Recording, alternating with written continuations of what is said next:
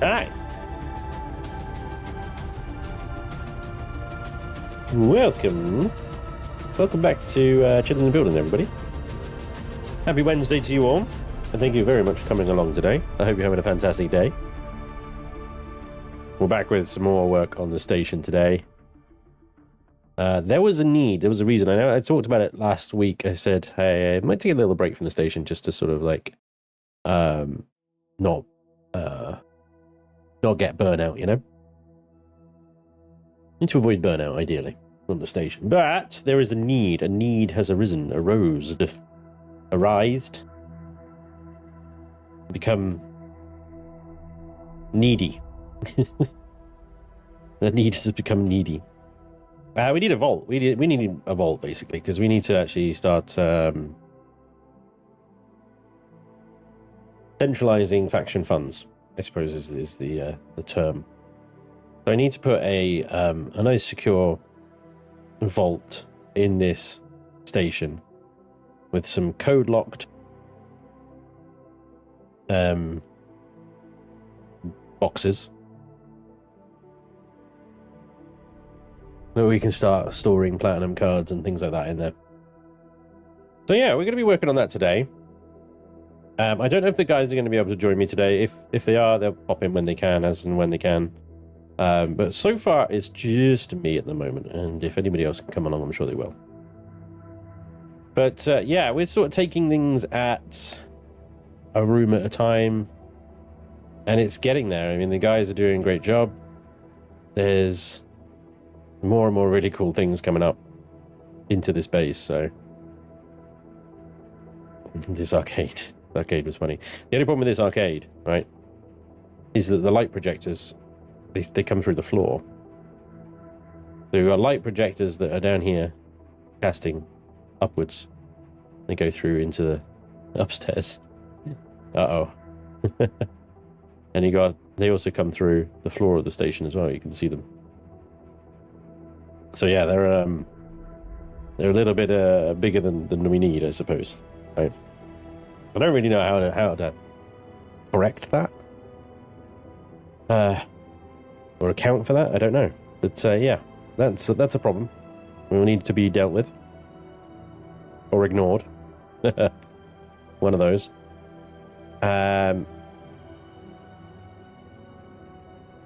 We were working on the cinema last stream. Look at the smoke effects over the screen. So we've got this cinema sort of set up here. I gotta say, I'm not 100% sure about the very limited walkway along here. Like, if I was walking along here, you'd just fall off. Or you're walking on a 45-degree angle. So I don't know, maybe like having less seats just for maybe only 3 rows perhaps, and that'll do. Just so that you can have like an actual passageway in front of each seat. I like the exec box at the top as well. Cool. The cinema's coming along. We did the hotel last stream. It's got its own little galley kitchen, little restaurant area. We haven't finished the rooms or even started the rooms in the hotel, so we'll take that maybe at the end of the stream once we've done the vault. But yeah, there's some stuff that needs to be finished off here, obviously, but I was quite happy with how the hotel turned out in general. There's a few light details that need to be done, but like a nice fireplace here. I like that. A restaurant area.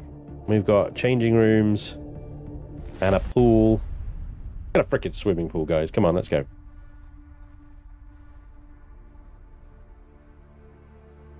So yeah. Still some work to do on it, of course, but yeah, it's coming along nicely. D-Dude's working on the cargo area around the production rooms here, and this is looking really cool. Did a great job in here.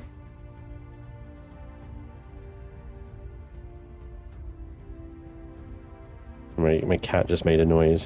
He made a little squeak. What's wrong with you? You just saw a bird out the window. Chat away. Alright. We got this little brig here. I was thinking about making an office here for Oz, our head of security, chief of security. It'd be good for the chief of security to be right opposite the cells, you know, where we keep delinquents, vagrants and stuff, traitors and whatnot. It'd be good there. And we got this room here. I don't know what to do with that. We'll think of something. This is the fuel room. Again, a lot of the rooms that we've already done, they just need sort of extra work and stuff. This is the conference center that we did. Of course. With Gerald's meeting didn't go well. And of course, what you guys are affectionately calling the Aldi room. Or the cult room, I don't know. Yeah. It's the convention center. It's the company meeting room, alright? But I mean, once we've done the interior here as well, and you've got all this exterior space that needs some texture work as well. They're all just flat, plain textures at the moment, so... Oh, gosh. It's really overwhelming. If we think about the whole thing all at once, it's just like, oh, God, how are we ever going to finish this thing? I think it's important to just stay... try and keep it one room at a time. And eventually, if we keep plugging away at it, it will become finished. Right? It will, right? Yeah. Tell me if we finished one day. Oh my god. Right, I gotta stop looking around here because yeah, it's just overwhelming, right? So we gotta decide on a location for said vault. Central-ish location would be good. We've got lots of space to choose from here, so we can have our pick really of space. And there was, maybe it's I'm gonna say there was some like random room behind something, but I think the cinemas chewed that up actually. Maybe it's behind the CPU cores. Nope, that's now being eaten into for the... Yep, okay, cool. And that's the gun range. And that's the furnaces. Okay, so it's probably going to be... We're going to be over here or something. Hello. That's going to be Oz's office. Fuel room. Too exposed. Opposite the gun range. Okay. I think then, to be honest, it's probably going to be here. Next to the generators, the hotel, cinema. Let's put it on this side of the core room. Yeah, there we go. We'll put it opposite the core room. This is the space we'll use. Directly above the constructors and stuff. Hey Prime, how you doing, buddy? Hey Hacker. Thank you, buddy. Use the corner sofas for the cinema and have each level much deeper. Yeah. Cozy cinema rather than a... Yeah, I mean, I was talking about that. Needs a mini golf. Hey, Trekker. Hey, Kevin. Over the crafter should be nice, yeah. You guys are doing a great job. Thank you, Red Black Paws. Appreciate you. Deep Space SpanjCO. Still great. Are there SpanjCO totally not sus passageways? There are, yeah. A room with faction history origin would be cool. I agree. We were talking about... I was talking to Didu the other day about a gallery/museum. So that's definitely on the cards, that one.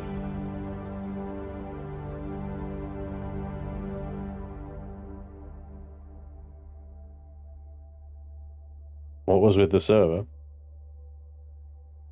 It just seemed to... I don't know, it was weird. I think the server was offline. So I don't know if there's any like major data loss or anything. I don't think there is, because otherwise people would have been yelling and screaming. Yeah, I don't know. I didn't have time to investigate. I just had to get it back up and running. But from what I could tell, it was a pretty hard crash. And the admin tool that we use wasn't even responding. So yeah, it was completely effed, basically. I don't know another word. Is completely screwed. So I do take the opportunity to do some updates. and reboot the server, and now it seems to be okay. So there we go. Okie dokie. So vault. A vault.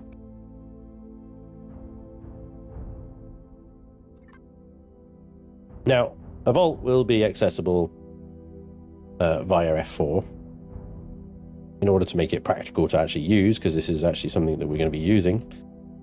It is something that needs to be accessible, right? So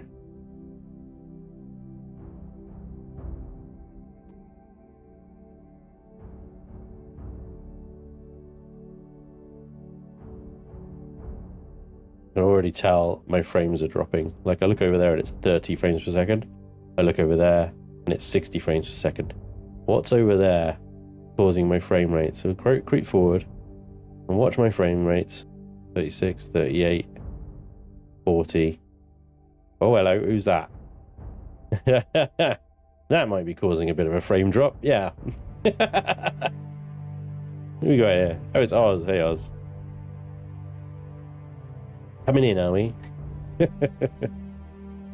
Oz is here, and he's brought his frame drops with him. There you go. Alright, I think it's probably a combination of his ship and the cargo area there, which is causing, because as I move through it, frame rate goes up. So it's up a whole 10 frames by the time I get to the end. This space is dropping 10 frames. And I don't really understand why. There's not an overabundance of lighting. There's a lot of blocks here and a lot of detail, I'll grant you, but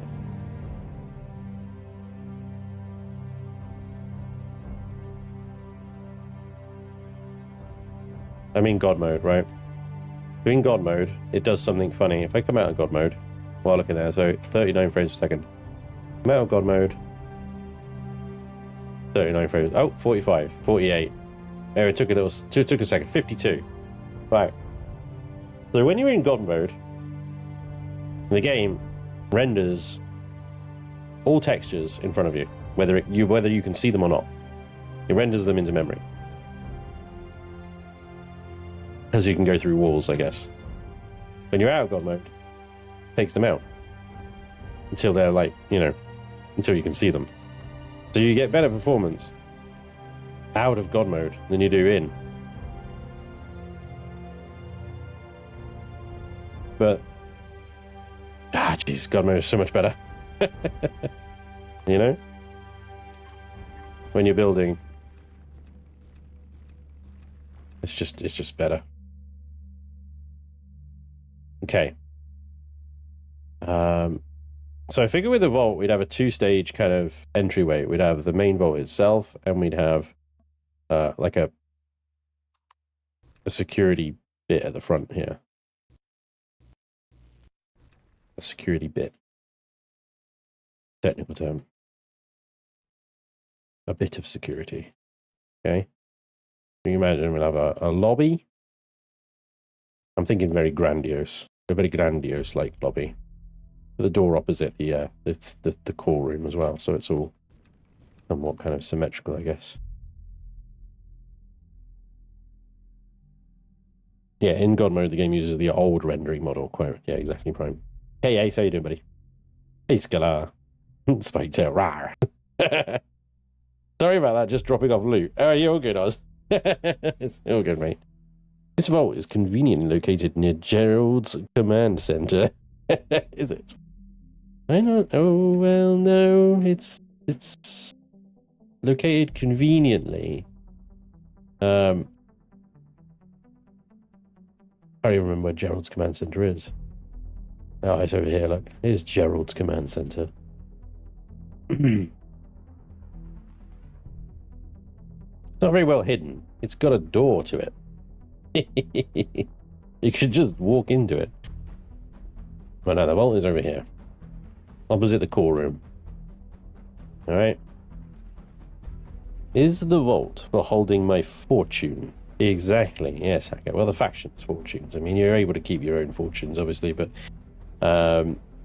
yeah, I'm gonna be keeping the factions fortunes. I may see if I can do it as a kind of a reliquary as well. So kind of think of the British Museum, you know? We just have a bunch of artifacts in here that we've liberated. Like old statues and chests and stuff like that. We'll just put those in there alongside the actual vault itself. Okay, so I think I'll use boxes. Yeah, I'll use boxes. I feel like they have... I mean, this one, I always like that one. The cargo container kind of thing, but I'm not sure it screams loot, if you know what I mean. That's... yeah, I think none of them do, if I'm honest. Right, we'll do 1, 2, 3, 4. We'll double stack them. Like that.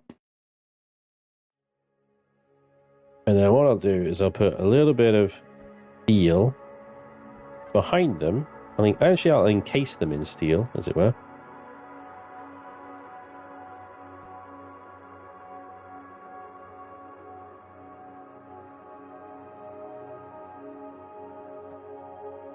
Instead of carbon. There's a bit of security going on. And then we'll do some block work around that to make it look like something. Good job. Something. I'll put some block work around it. It'll look good. All right. So vault doors.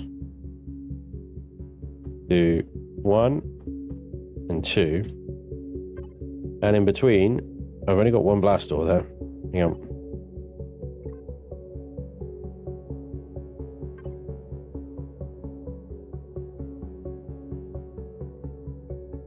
Can I have another blast door, please? I suppose I could do it with one blast door, fairness. 2. I just imagine, like, rather than one way, 2 coming together like that.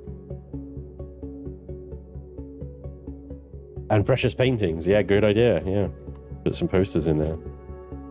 Put them behind glass, you know. Right. Where's it gone? There it is.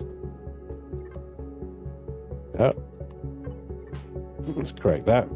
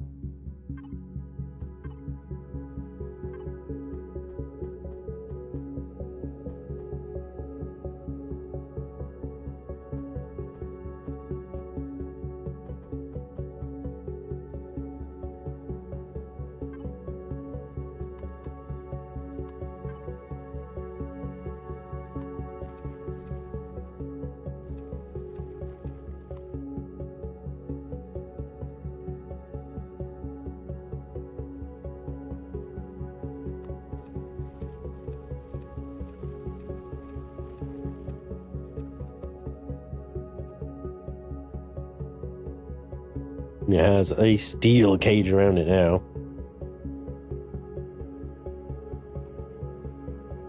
And there we go. And this is the roof.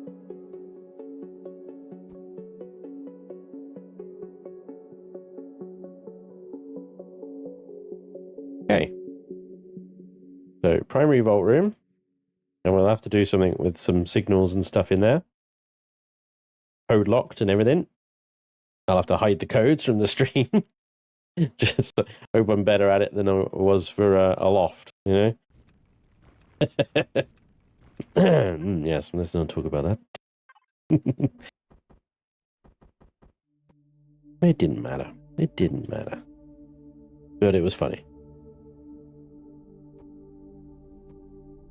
Okay.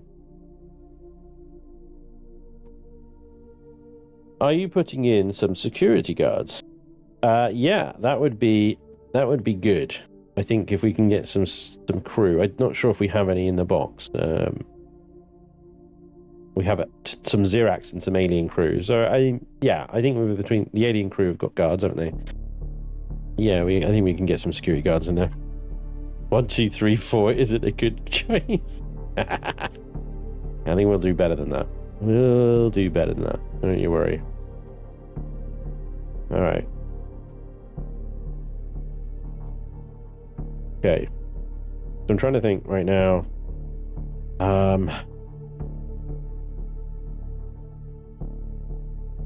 What I would like is, you know, the lobby from the second Matrix film. All the pillars down the middle. Was it the second page? Was that the first one? It might be the first one. First is the first one, isn't it? Yeah. Always need some red shirts, yeah. Pop out sentry turrets. Set to non-faction. Or set to everyone, because if you trigger it... Maybe that's the one, you know. The anti-betrayal device. Pop out sentry guns that shoot everyone.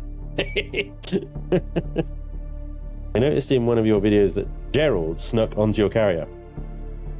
Son of a bitch. Are you serious? Oh. Yeah. Yeah, no, I know who you're talking about. But his name is Cletus, not Gerald. Fine. He's cool.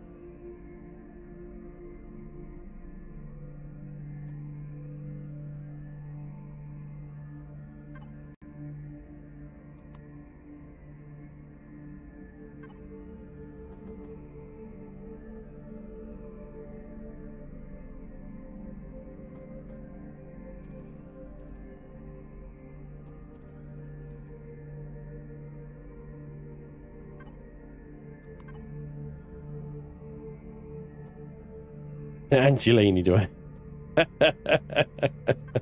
Exactly, guys, exactly. Now you're understanding.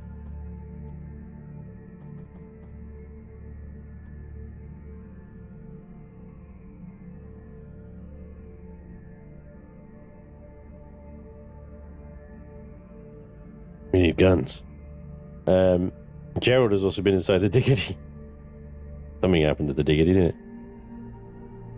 Laney will betray you before the hat drops. Generally. Spanj, is this the real vault room or the decoy vault room? Well, I figured I'd start with the real one. Well, actually, yeah, no, you're right. It is the decoy one. I mean, no, it's the real one. Damn it! Right, I'm not very good at this. Okay.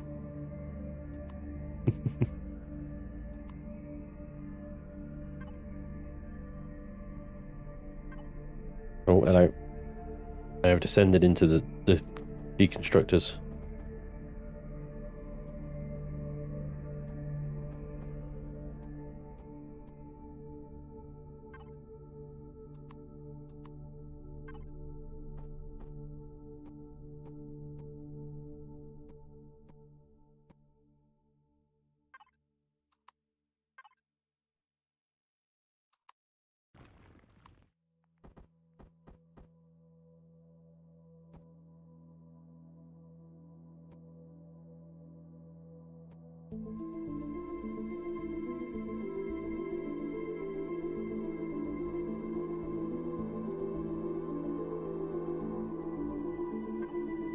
Difficult to kind of picture it right now.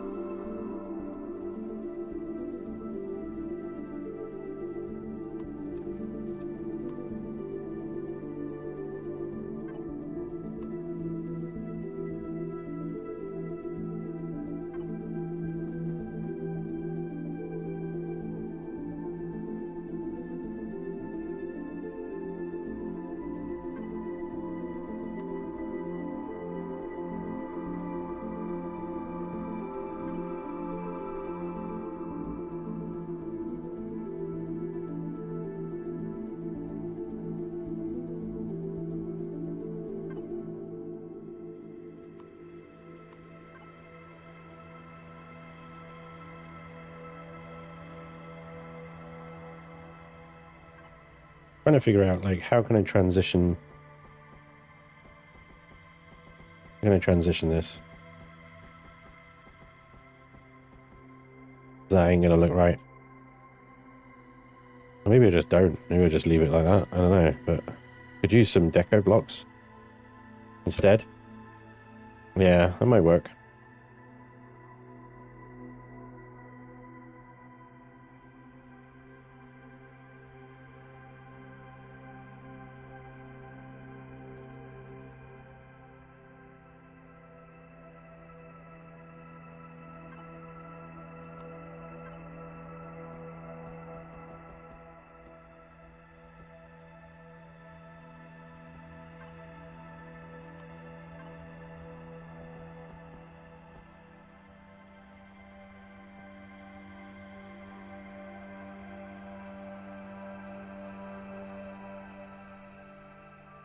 Ooh, what happened to the SV build?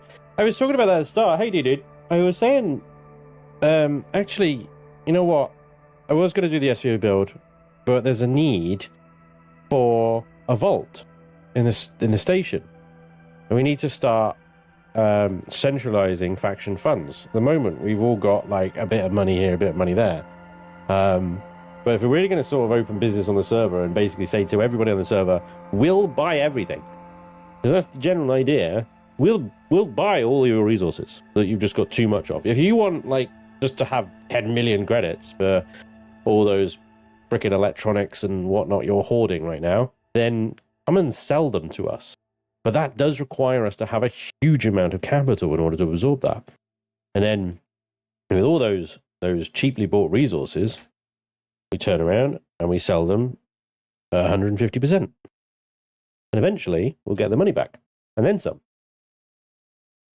Assuming everybody continues playing on the server, of course. But, you know.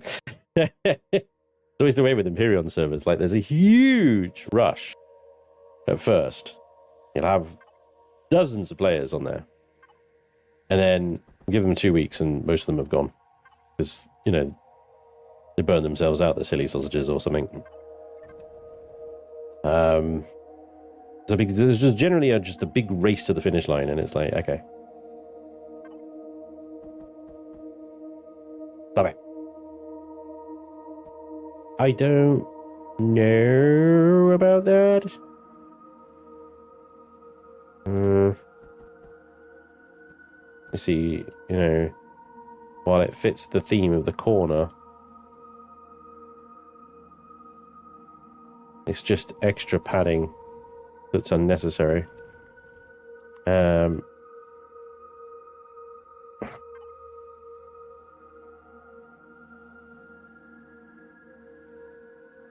really do with like a wet floor, slippery sign just to stick in the middle of the lobby.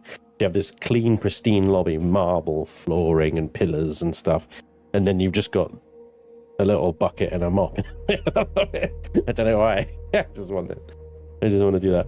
You need a lot of money, yeah. This is revolting. Basically, do taxes, lots of taxes.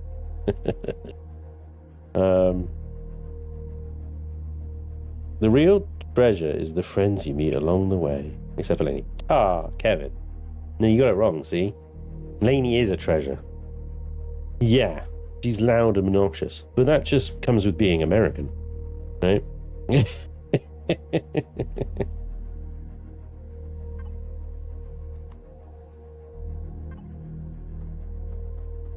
Deep down, underneath it all, she is a treasure trove of just insane hilarity.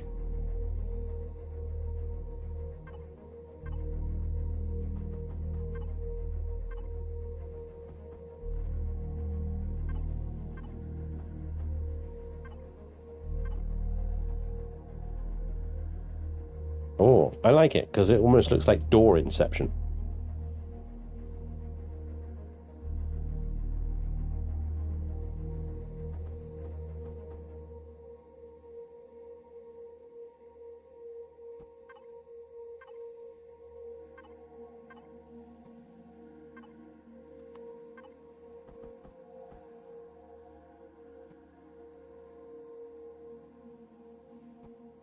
need to get some paint on the walls here, don't I? Because I think that none of this is...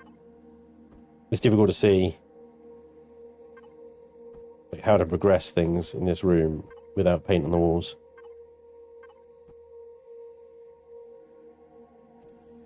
But yeah, I was thinking around the vault door here. These guys would look kind of cool because it would make it look like there's some chunky armor going on, you know.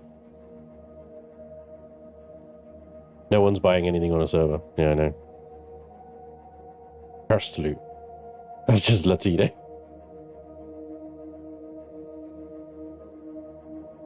Does Laney have a secret loot storage room? Not on the server, no. She hasn't been on the server. Yeah, one of those droids they use in the scrapyard junk gun scenario to act as a floor cleaner. Yeah. I've started to sell my shop content to NPCs because no one's buying anything. Yeah. It really makes me think, like, for what would be, I don't know, what do you guys think about this, right? I'm going to give you an idea now, a scenario idea. And I'm certainly not saying I'm going to make this scenario, because making a scenario is an absolute insane amount of effort, right? But I was thinking about this, the whole problem with the economy and the complete lack of an economy in Empyrion, and whether there might be any kind of way of artificially creating one. A scenario intended specifically for multiplayer, where essentially a capital vessel, even a basic one, is a very long-term investment. So constructors and stuff wouldn't be able to make very much. They'd be able to make basic components, really basic stuff. And everything else had to be manufactured by factories, i.e. NPCs. I don't know where I draw the line in this. I haven't got an example of what's manufacturable and what's not. But let's say you will not be able to poop a CV out of your back pocket. You will not be able to create complicated things like power cells and stuff like that have to be created in controlled environments. The difficulty, like, it's all very well, you restrict everything to traders, NPCs and stuff like that, yada, yada, yada, yada.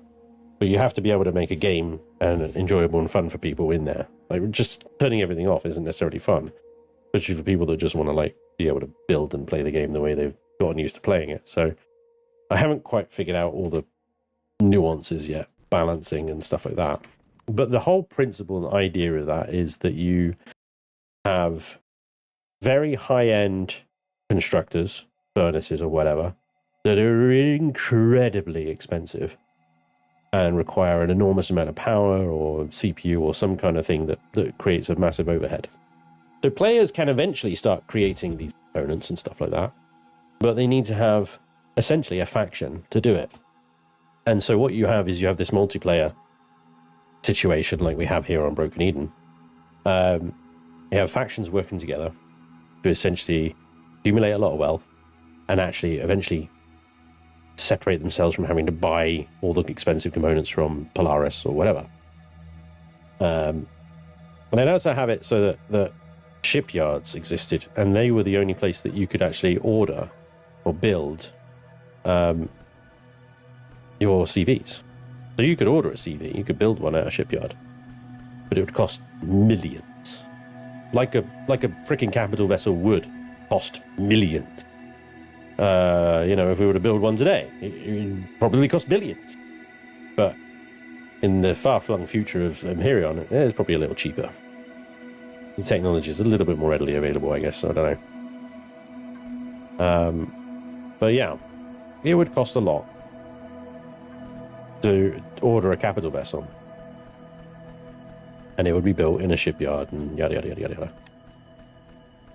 Like I said, the initial hump of getting off a starter planet and getting into space would probably be one where you actually have to buy passage from transport, a freighter or something, in order to get to a station where you could take a job, get a job, right, and start earning money.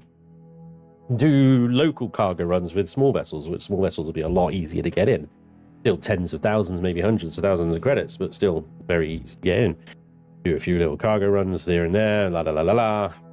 And eventually you'd have these factions, and they'd start to offer jobs to players.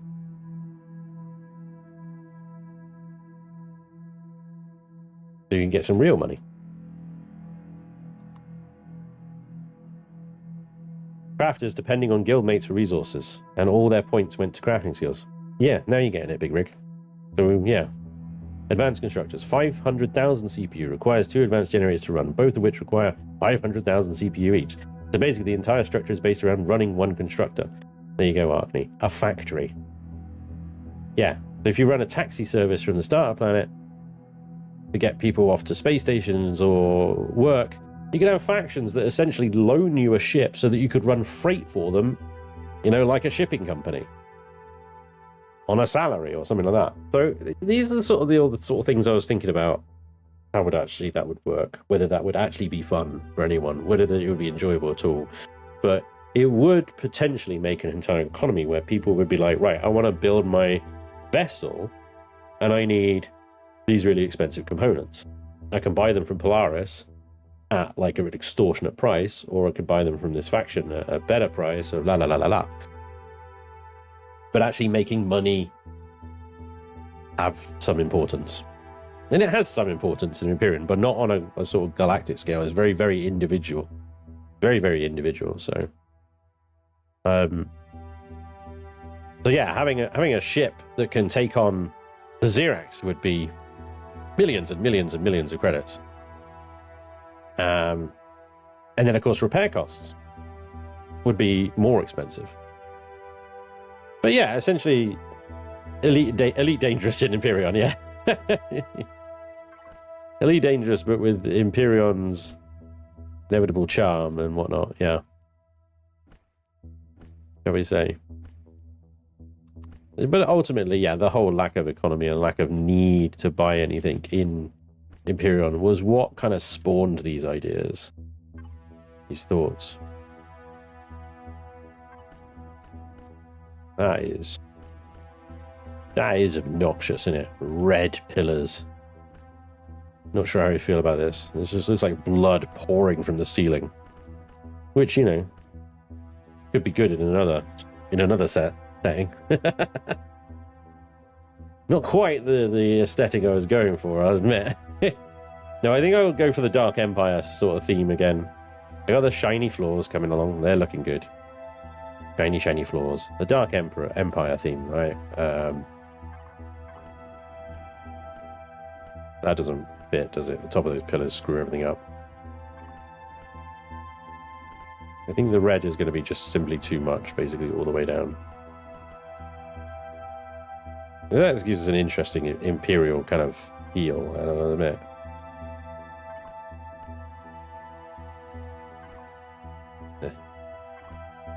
Yeah. Go dark black. Oh, wrong button. There we go.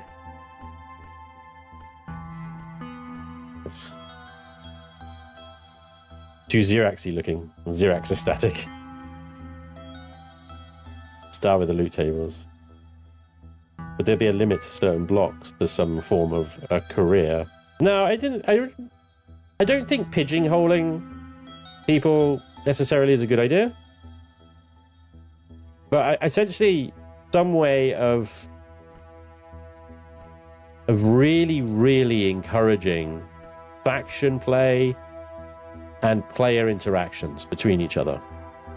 Like, you'd only be able to get some components from a super advanced constructor that you would need to buy from a Polaris factory at the cost of 150 million credits or something like that, you know? Because why would Polaris make it easy for you to build components that only they can supply? You know, they wouldn't. You'd have to probably like buy a license to use it or something. Typical Polaris.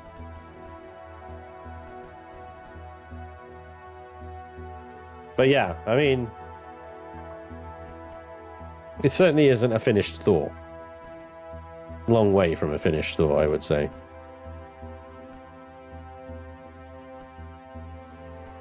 I'm not sure about these red pillars. I'm just leaving them there for now, just to see how I feel about it in the end.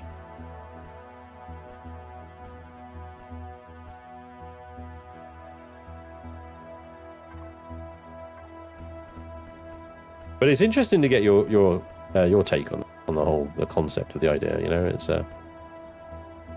there's inevitably whenever you have an idea about this, there's always something you haven't thought of. You know, a problem. Oh, but what about this? You know, a gotcha. Hey, Spanj, just think about how long this whole build would take you if it were just you. This is monstrous. Earlier you were saying you need to think just one room at a time so you can keep your sanity. Yes. Yeah. I could see something like Reforged Eden 1's class system being used to reward schematics working for that. Is that your lunch in those pillars? Keep the beatings going until the morale improves. Exactly. No one needs even schematics or weapons that are only lootable. Yeah. The trick to promoting an economy and trade between player factions is limiting in solar capability.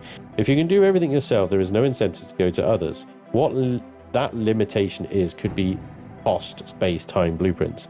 Exactly, Bear Mittens. Exactly.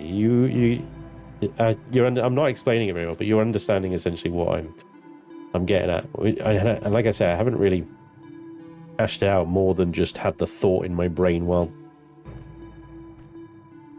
sitting on the toilet or something, you know.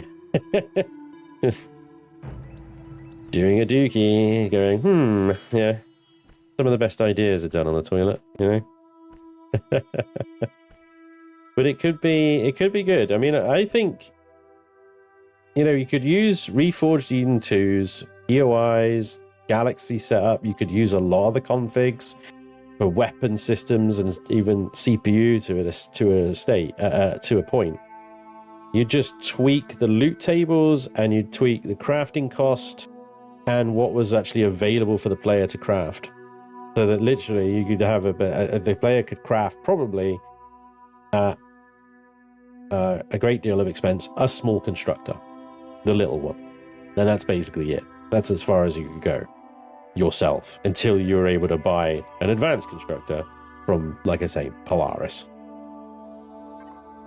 at the cost of throwing a random ass figure out 150 million credits or something ridiculous, you know.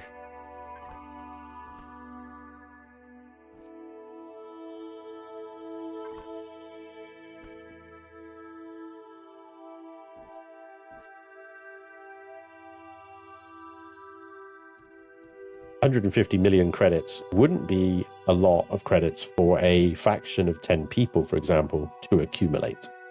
If they're all working on just making money and then share that money within the factions themselves, they buy an advanced constructor, suddenly they're manufacturing advanced components and stuff that they can then sell to other players. Other players do missions for traders and stuff like that. And it, you know, I think you'd spend an enormous amount of time, certainly as a solo player anyway, in the starter system, just working trader jobs and accumulating their money. Because you wouldn't have a capital vessel to leave the system. And unless another player faction was offering passage to somewhere else, and then you're stuck there until you get passage somewhere else. I know. So it's probably going to be just the starter system you're going to be stuck in for ages. I'm just running trader jobs. And that's the problem I have with this idea at the moment is, who wants to play that? Would anybody even, that even sound fun? Because I'm struggling. I gotta be honest. I think, you know, one of the key charms of Empyrion is that kind of reasonably quick journey from eating frickin' plant protein you pick off the ground and shooting bugs with your survival tool to commanding a frickin' battleship and taking on Xerax and Legacy and stuff like that. And you can do it all. You can do that whole thing within, you know, a week or two, depending on how much time you have to play. Yeah, mercenary contracts as well as trading. Well, this is it. I'd have to like maybe add like the bounty system. You'd have to add the bounty system. You know, you at the moment you get bounties from raiders and pirates and stuff like that, right? And only a chance as well. So I'd have to introduce the bounty system into, say, abandoned POIs, and just say, like, okay, you get this token when you complete an abandoned POI, take it to Polaris, UCH, or whatever, and they'll give you a bounty reward. Like 20, 30 grand or something, you know?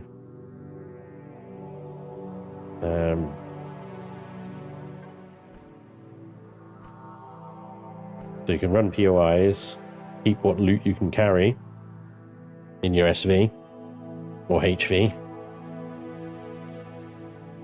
Because you'll be able to build a hover vessel, you'll be able to build a basic small vessel from your small constructors. But yeah.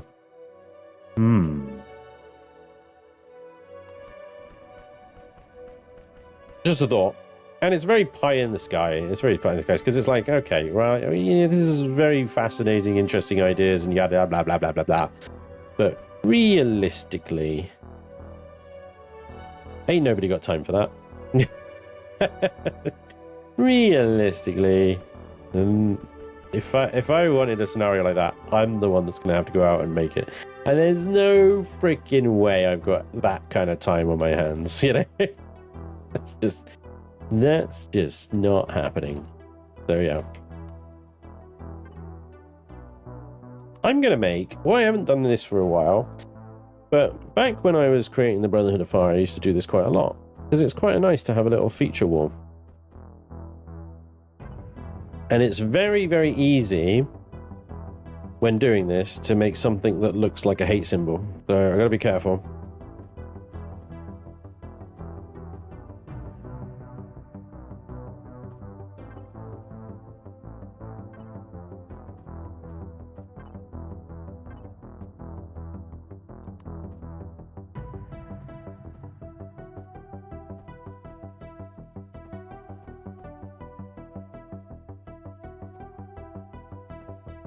Yep, almost, yep. Careful.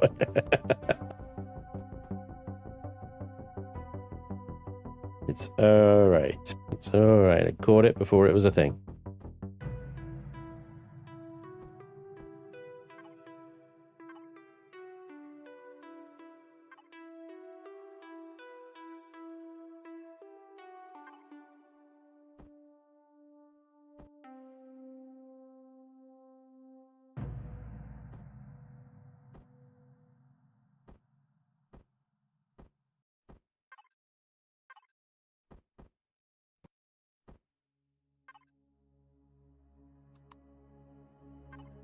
Yeah. Oh, yeah.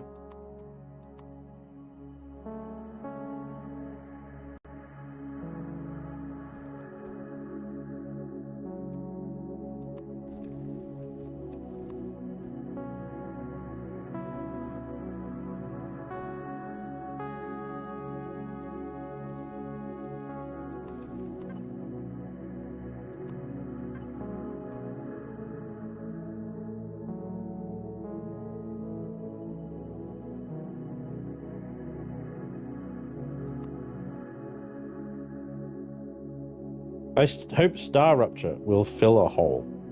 Oz! I hope so too. But I've been burned so many times by these games with impressive trailers that come along and go, oh yeah, it's going to be a space game where you make your own journey and you could do all this fun stuff. And then it turns out that it's shit. And yeah.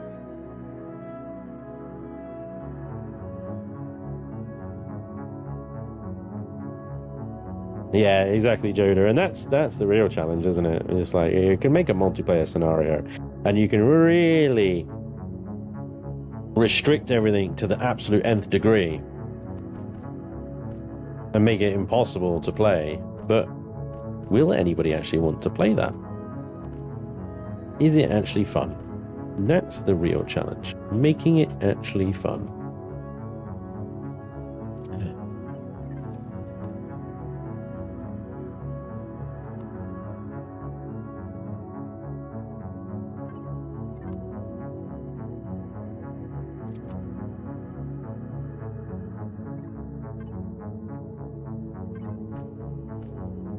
Like you say, if you've only got a couple of hours every night, or one night a week, or whatever,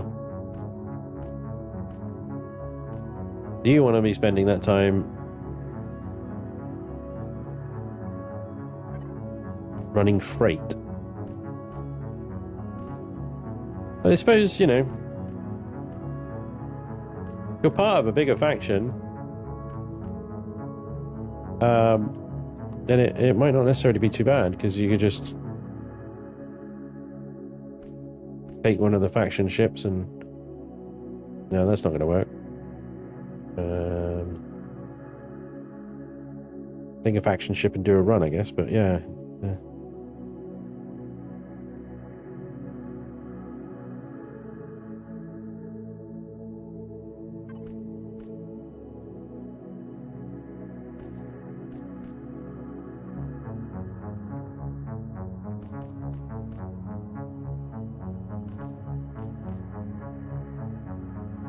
I wanted to create a contrast between the back wall and have those letters stand out more. Now, bear in mind that with the flashlight off, that's near black, so we'll add some lighting in here.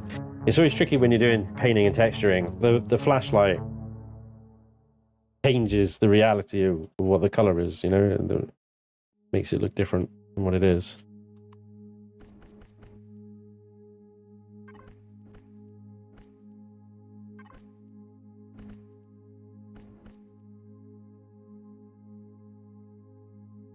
The punishments will continue until you have fun. It's the players that make it fun. Start of this season was so much fun with the guys, even that Spanj guy. Thanks, Oz. Depends on how pretty the game is. Running freight is what builds the hero ships, and yep. If reaching the destination is actually more than a click and forget. Yeah, true.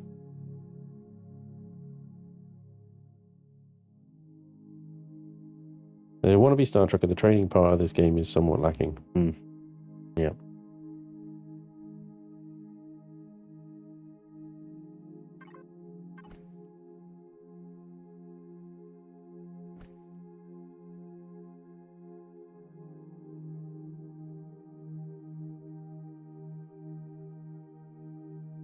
Yeah. I feel like if I was to pour hours and hours and hours into making a scenario like what I described, and I intended it to be played this one particular way where you need to cooperate with people, inevitably there'd be a large portion of player base who would just go, this is shit. I can't create a CV, what's the point? That is the point, my friend.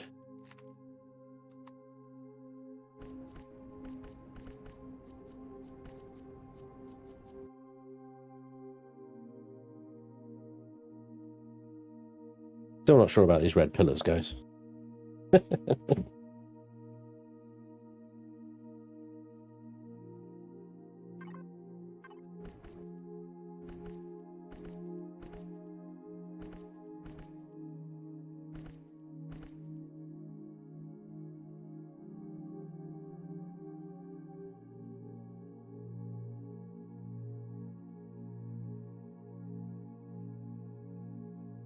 I need something in here that gives it more attitude than that, though. This is the problem. Yeah. Yeah, I've got the red lights around the door there, but yeah, I feel like there needs to be something perhaps on the ceilings.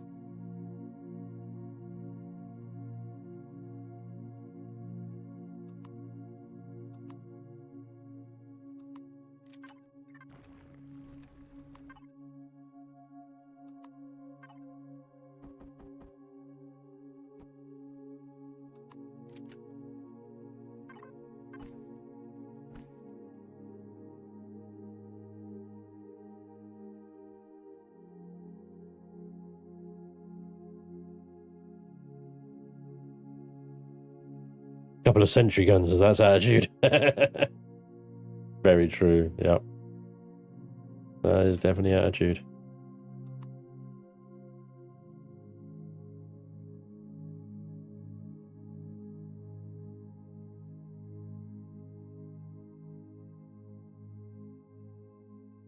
Hmm.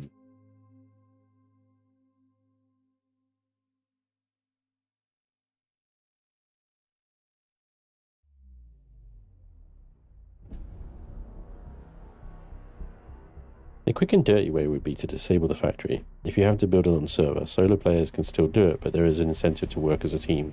Some gathering, others crafting, others building. Yes. Yeah, disabling the factory is good to a point. I feel like disabling the factory in the early game is good. You know, getting those early SVs and HVs up and running. They don't take a long time to build. But ultimately, one of the things that people really keenly want to do in this game is bringing that really freaking awesome ship that they've seen in the workshop. Or their favorite ship that they built. You know? Locking it down completely throughout the game isn't an option, in my opinion.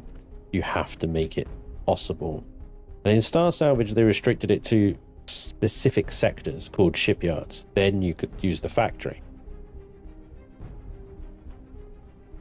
I don't know if this is possible, and in fact, I don't think it is actually possible.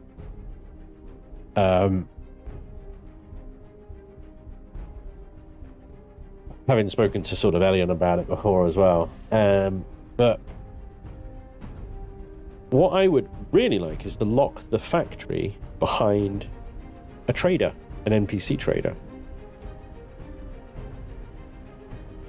Or a certain device.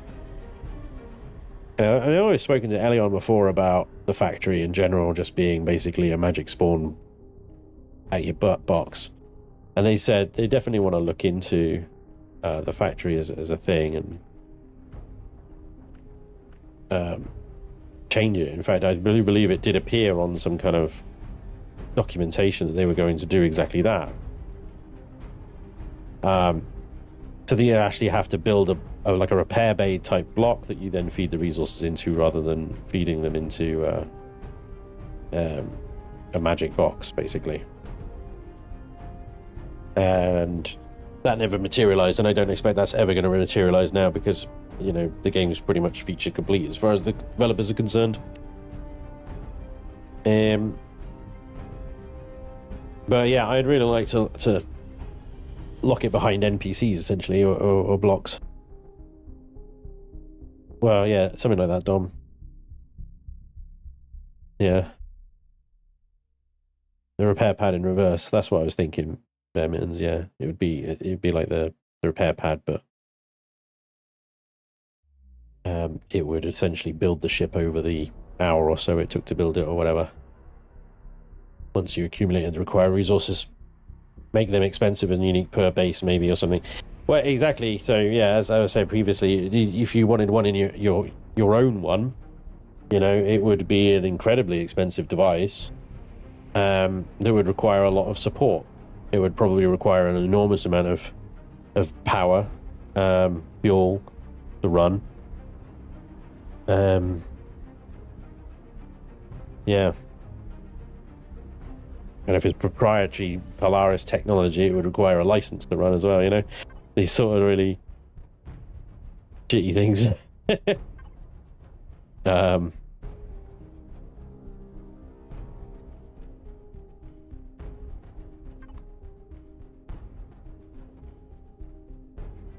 Shitty things that like companies like to do, don't they?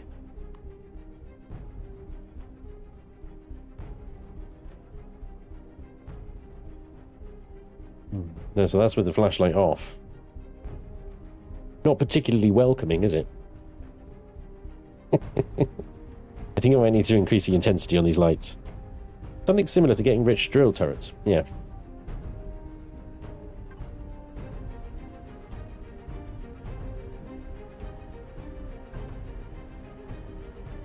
Yeah, that's better.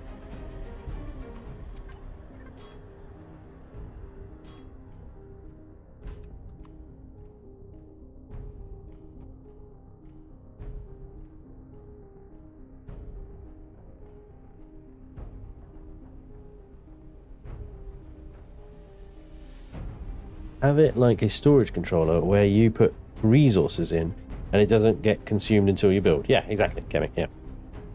Looks like my son's room. Awesome.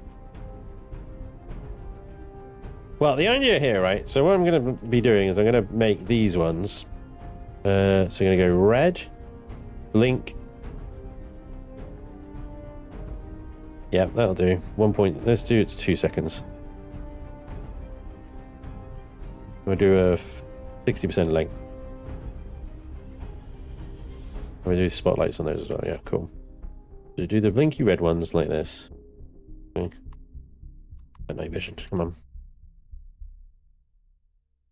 We're gonna have some fun with some signal logic, okay? I'm gonna put a code on this door. And then I'm gonna give it a signal, right? So we're gonna say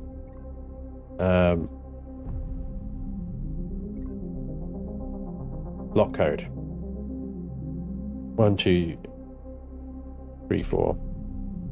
Set. And you can set the lock code to private, right? Switching the code lock to private will hide the code setting in the control panel. Proceed. Okay. So under private, you need to know the code, right? And that's how you hide it from your faction. Very, very useful little feature, that private button, right?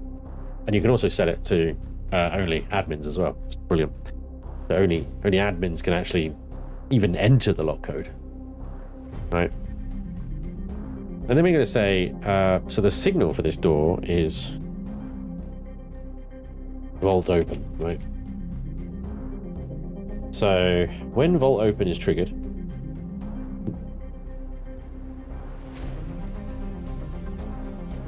blast doors will follow it.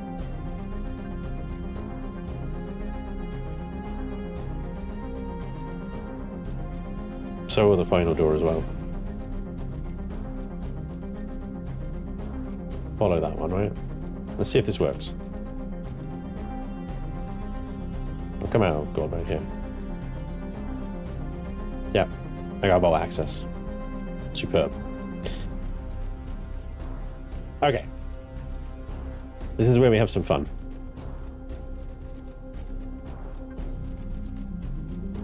We're going to create a signal here. Put this in the middle of the room. Like this.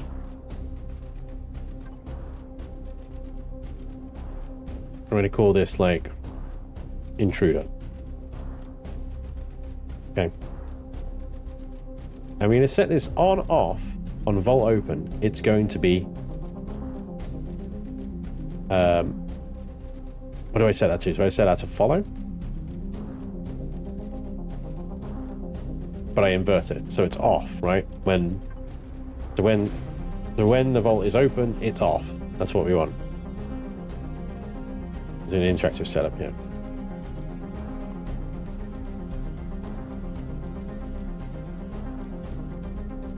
Length of the room. Encompasses the whole room. Okay. You got motion sensor in there, right? Are we still building SpanjCO HQ? Yes, we are. Yep, yep. Now we need, and we're going to need to build some. But you've probably already guessed what we need.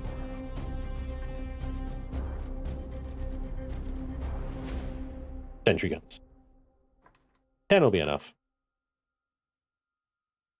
But these guys will be set to intruder. So follow intruder.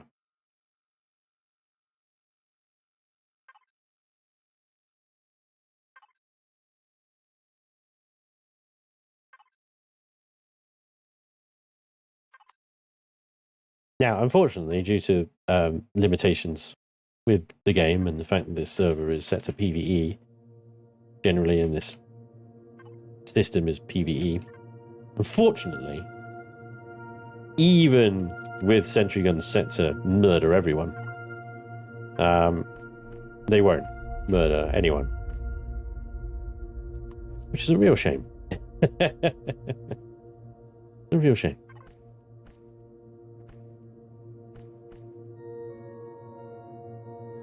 There, what are you going to do?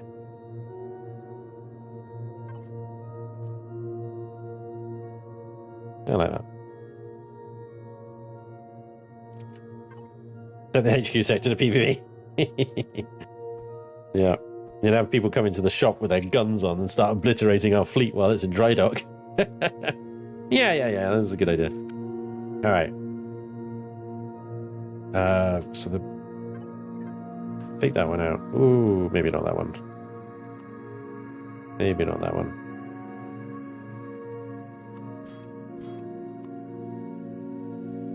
Do you know what? No. I don't think any of those are a good idea to take out, to be honest. Let's do a low random block. Let's do this wall. Here, 1, 2, 3, 4. Let's just do 3. Let's do 3.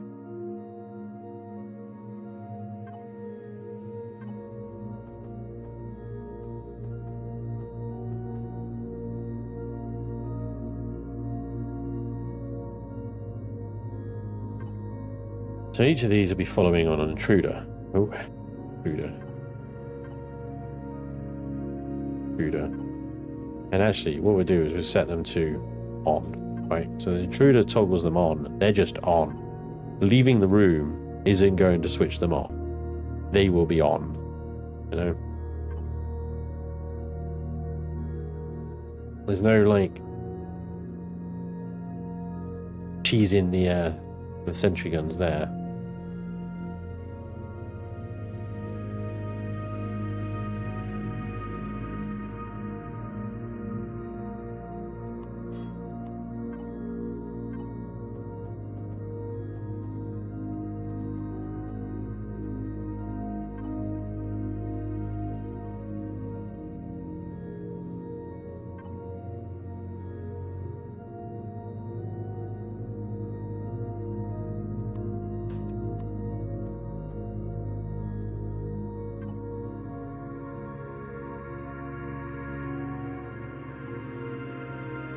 So, yeah, you'd have to go into the control panel and manually disable them.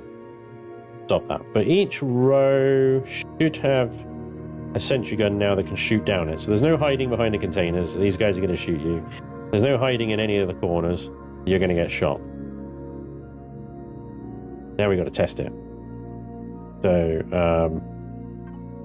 first of all,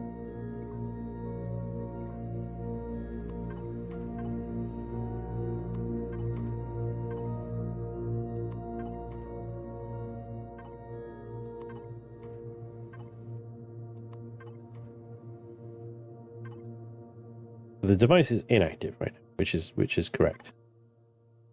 So now we close this door. Oop. And that means the intruder should now be switched off, but these guys are still flashing, so something's not right here. These guys, intruder is follow. Yeah. But the signals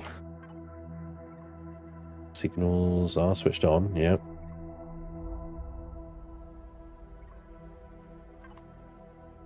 Just take a little peek. All the sentry guns are off. Take a little peek. That device is now on, correct. Yes, that device is now on. If Vault Open is on, it will turn off. Double check that is actually the case. Open the door. That now turns off. Okay, so that is working. Lovely. Quick, those doors shut. That's crazy.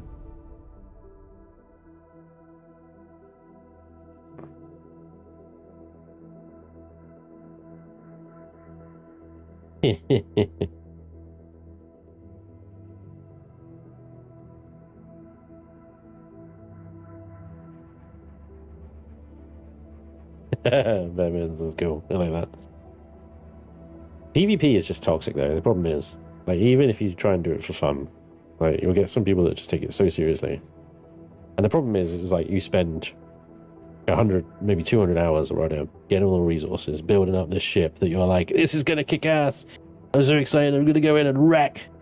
And then you get your ass kicked. And it's just, you hate it. And then that's when you start throwing around, like, accusations of cheating, not fair, he did this, he did that, blah, blah, blah, blah, blah, blah.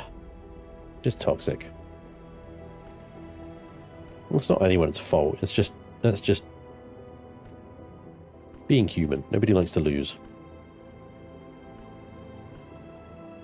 Especially when you've invested that much time, you know, and you think it's going to go a certain way.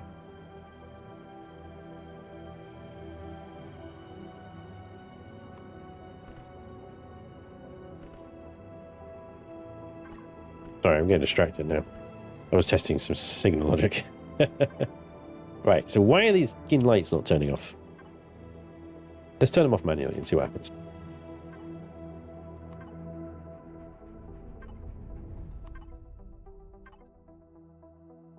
Okay.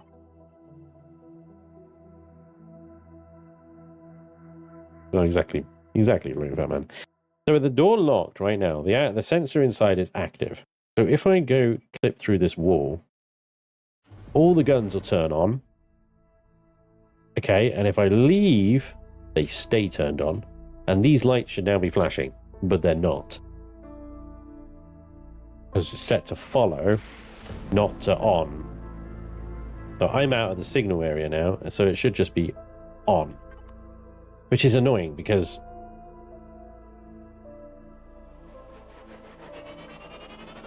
I'm going to set the follow because otherwise you've got to manually turn the lights off, right? So I don't know any way I could... Yeah, they are working. Inside the signal range, they do work. When I leave the signal... Intruder alert, intruder alert, intruder alert. Yeah, it's okay. The warning lights are working.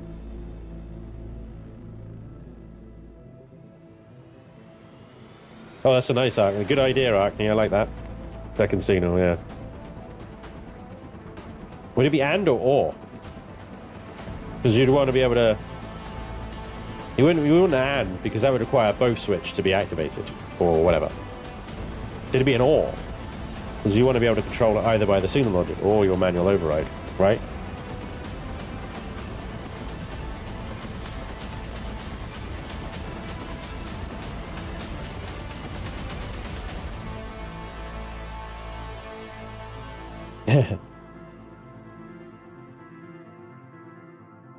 So we just destroy the sensor and enter.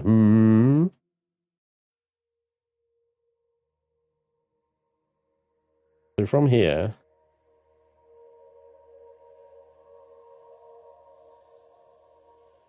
Yeah, I mean... Oh, hello. What the hell's going on here? I mean, it's not POI I'm making here, so... So from this route, from here, yeah, you could actually shoot the sensor, couldn't you? So I could move that sensor to this wall, so you can't shoot it, and then it's like behind the door lip and everything.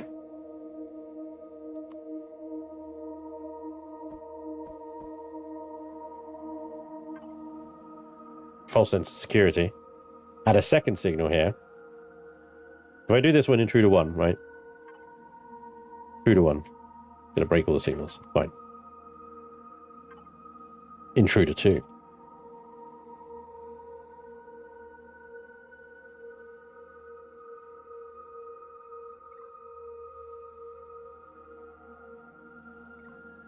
the same thing. Ready to reset that one.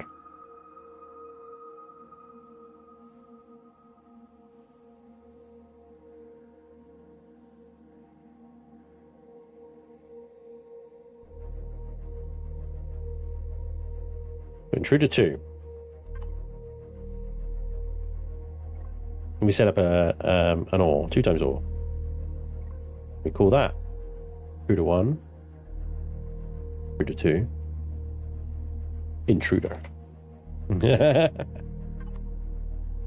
me set all these guys. I mean, they should already be set to Intruder, but it might... Come on, pee me. Pee me. Why aren't you peeing? Pee! Pee up! Yeah. Intruder on, right, yeah? The thing's open, so that should be off. Turn you off, right? So you're off, right? Yeah. Okay. I don't want to like close all these sentry guns up only for them to open again.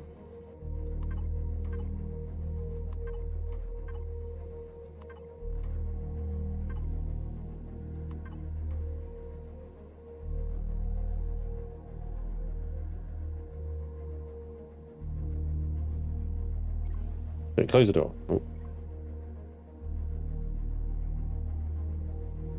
So even, oh my gosh, even now, if I was to destroy that signal, the second signal would still work. I think you need a inverter and for a reset switch. Yeah, I need an inverter.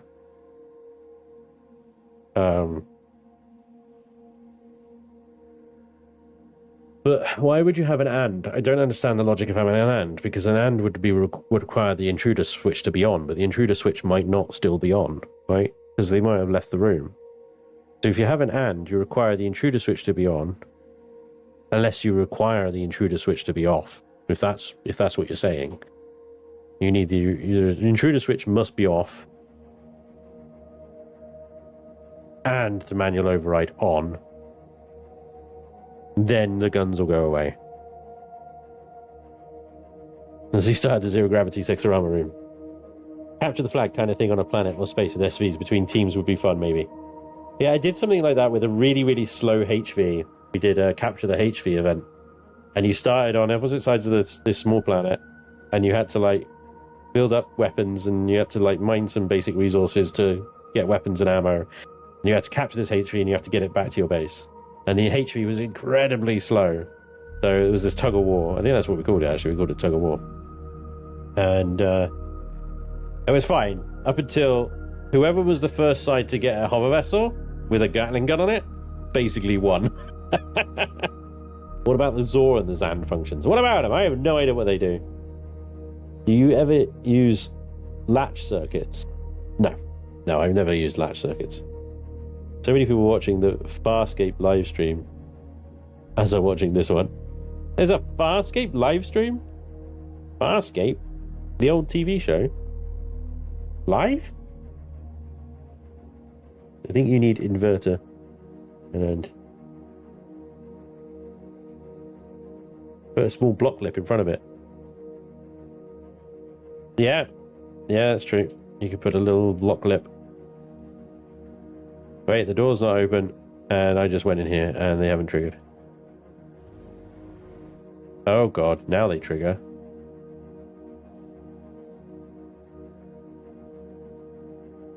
Yeah. You could do that. You could put a little, like, a wedge or something there.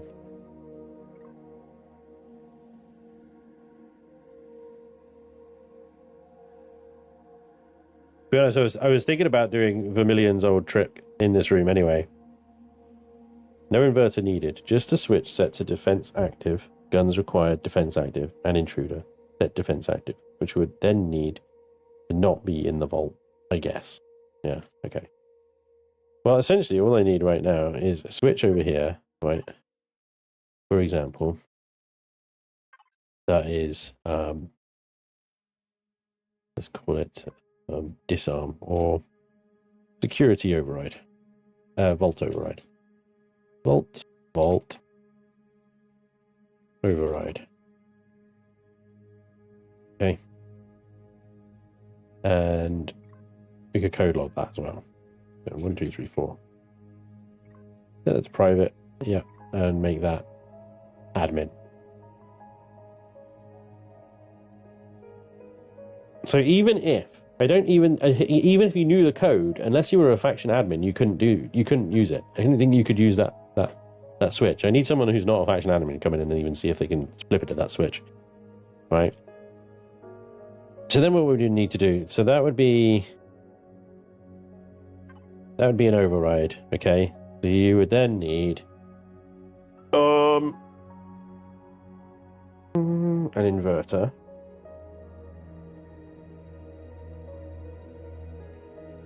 Trying to figure this out in my brain mind right now, because they're all following intruder.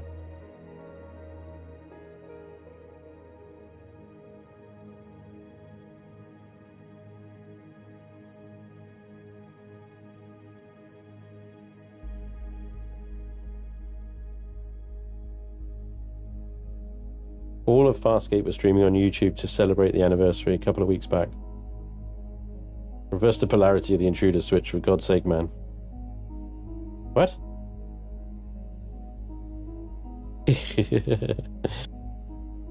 I'll try, sir. Blink, blink, blink.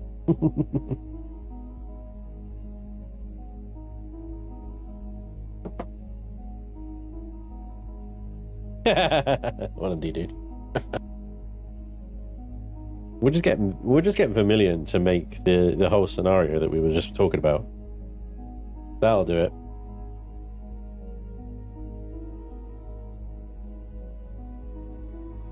Do we need to invert intruder? So intruder is off. Do we need an inverter? Do we need an inverter, intruder? Right, so intruder is off.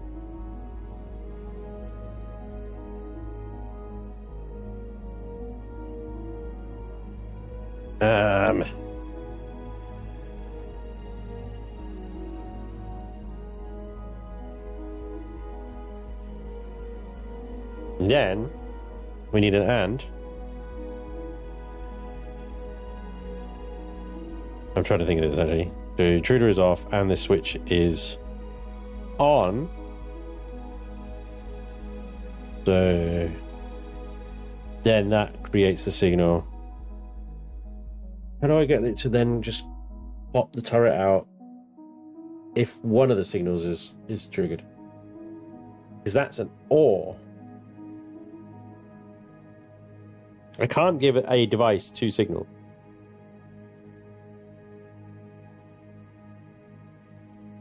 Do I need an inverter for this switch as well?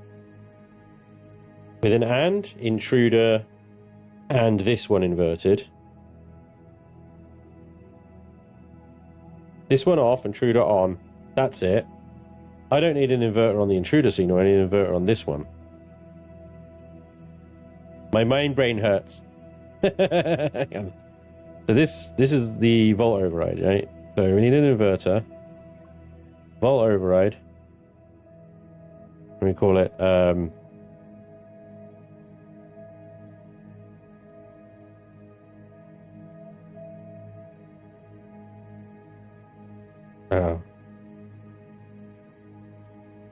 volt override inv. Okay. Then we have an AND of both intruder and the inverted volt override switch.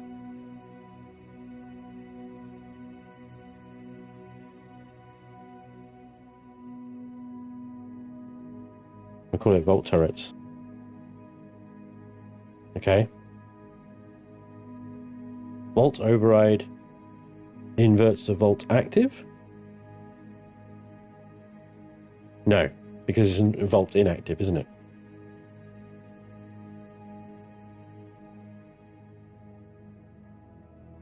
Hang on, don't confuse me right now. I'm trying. Do you want that switch to be off? The intruder alarm to be on, then the turrets will come out, right? So we do volt turrets on. Except we need to set that to follow, right? Do we need to set that to follow? Or is it maybe a toggle? It might be a toggle, actually. That might be a toggly. Volt turrets toggle.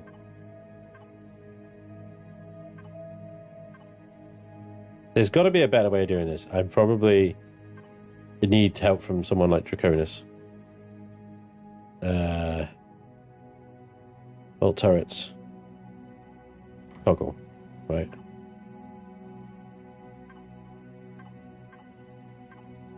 They didn't set.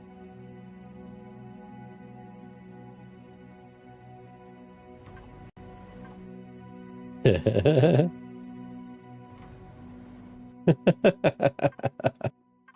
don't know what's going on right now. Volt turrets, toggle. Okay, so inactive. The doors aren't open, which is why they're getting all antsy right now, because I'm in the room. Okay. So, we open the doors. Seemingly, nothing happened. As the intruder switches aren't on. Right. Brain toggled off. Spanj, can you make it so that the sentry guns play peekaboo in sequence to make them difficult to destroy? This is only supposed to be a demonstrator, okay? It's not like a POI that's actually going to be run. Oh my gosh. Lots of people asking him to do this and that and other when he's stuck on step 1. Yeah, exactly. This is actually not that difficult. Oh, okay. Well, the thing is with follow is it will be the same thing. If I leave the room, the turrets will go away again because they're responding to the vault door, the room being breached, right? If I set them to toggle, so let's do this, right? I'll set them to toggle, and none of the turret should all be away, yeah? So if I breach the room, shit. No, because I've set it to and. Wait, no, that's right. The signal is active. Intruder 1. Yep. The door isn't open. So intruder 1 is creating the signal intruder.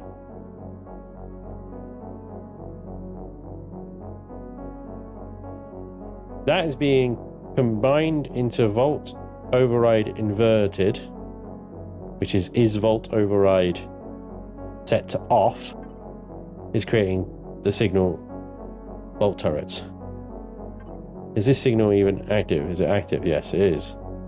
Vault override, which is being inverted. If I flip it at that, it shouldn't do anything, right? Because intruder is not active. So that is not active, which is what we want, which is what the inverter does. So going into this room, there we go. I don't know why. I had to like flip the split and flip it off, right? So there we go. I leave the room. The turrets should stay out because they're set to toggle, right? But then, of course, I will toggle because I'll use this switch. And they should all fuck off. Except they haven't. Damn it. You have to reboot all the signal logics.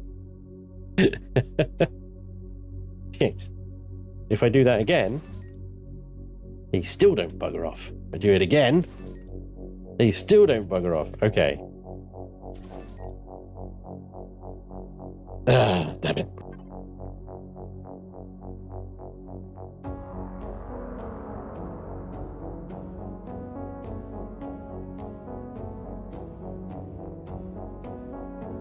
Why? Oh, I had myself muted, sorry. I just read D-Dude's comment. Once the HQ is done, as in the year 2032, someone should make an infected version of a POI. Yeah, that would be cool, right? Difficulty is that you want them to stay active when you leave the room. I know, exactly, yeah, that's exactly what. I want them to stay on, even though I've left the room. Because, in theory, if you've busted through the doors, you've blown through or whatever, yeah, and that's the toggle there, because I went straight back into the room. And that's the difficulty with toggle.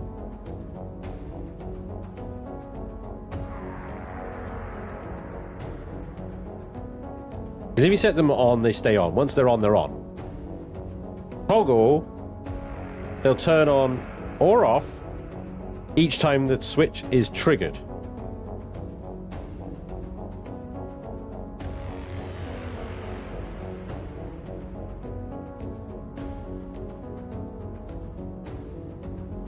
You would need the lever and the sensor to both be on for the toggle, because it's an AND. But the trigger... Yeah.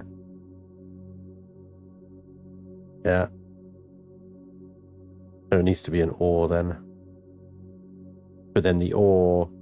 If it's an OR, then they will switch off when the person leaves the room. God damn it.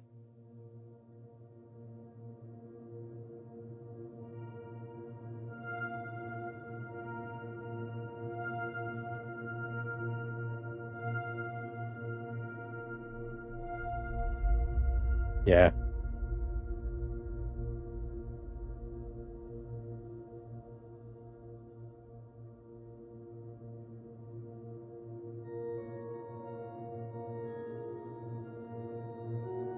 You can't make a signal based on the presence of a block.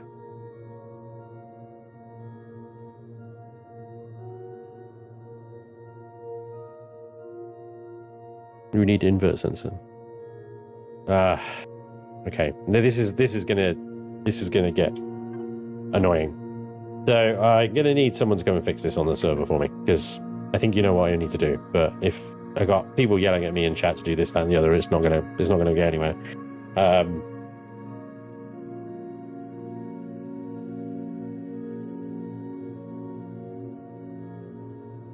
Yeah, because the and means the intruder.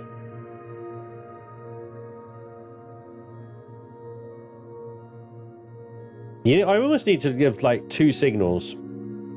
The initial trigger signal and then like a shutdown signal. They need to be separate. There's no way I can do it on one signal, I don't think. And if there is a way, it's far more complicated than my brain can figure out on the live stream right now.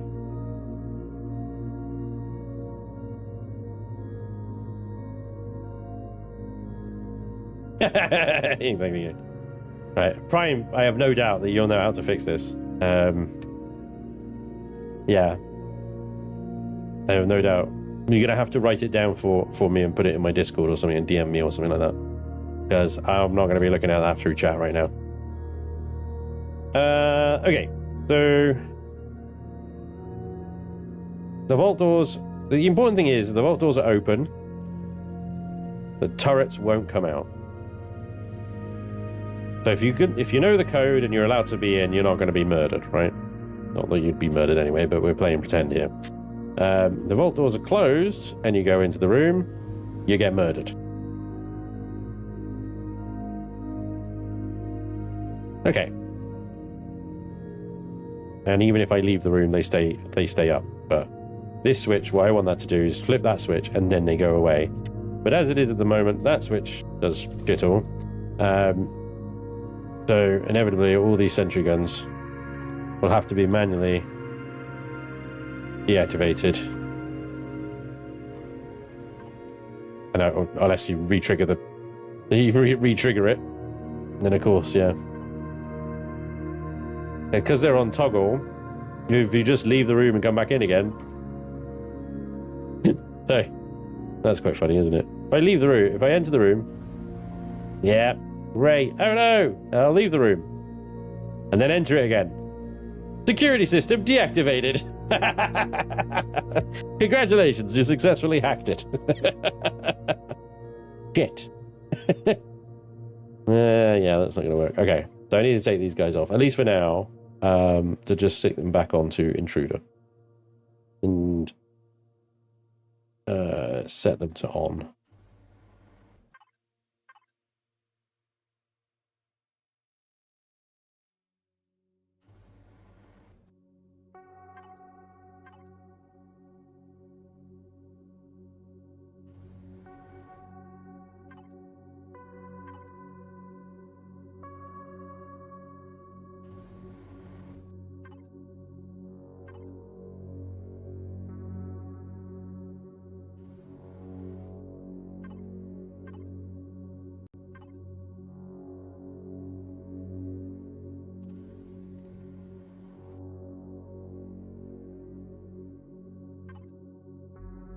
Oh, I thought it set you to Intruder.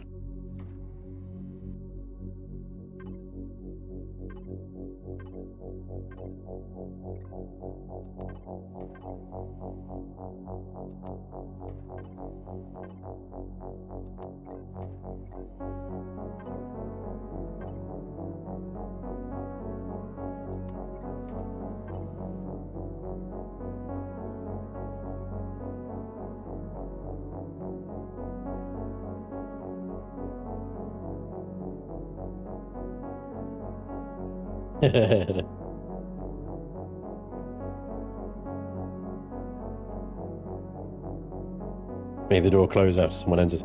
Well, the idea is the door is you won't be coming through the door anyway, because unless you've blown the doors up, you won't be able to get through that door, because not only has it got code on it, but it's also locked to a faction admin, right? So even if you know the code, you can't get through there. So what I do want to do is create Vermilion's little brick here, which always just pisses me off because I always fall for it, I suppose. I don't necessarily fall for it is the right word, but they always catch me. These, if you layer half blocks around on the ceiling like this, they are absolutely brilliant at hiding sentry guns. And the great thing is with them is the sentry guns can still shoot at you underneath them because they pop down just enough to just be a little like turret underneath them. They're infuriating. This also gives us some nice like ceiling texture as well, so that's good. All right, let's do some block work and some texturing in here. We're going to make it look nice. Okay, so we want something like, what I would like is actually a ladder. You got any ladder blocks? Yeah, we got some ladder blocks here. And a ladder on the front of each one of these things.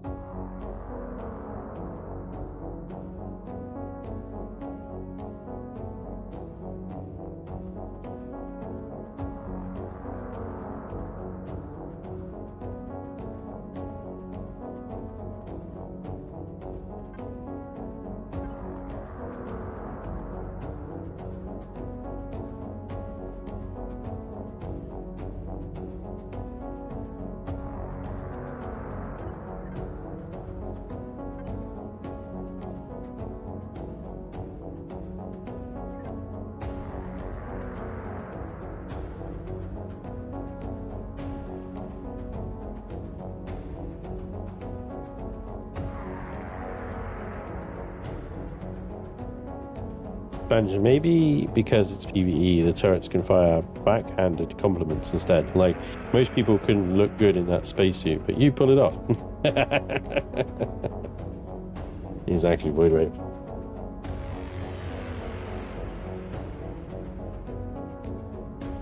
Half blocks, or those sort of fluted blocks instead of texture. Yeah, I know what you mean. Yeah, deco blocks.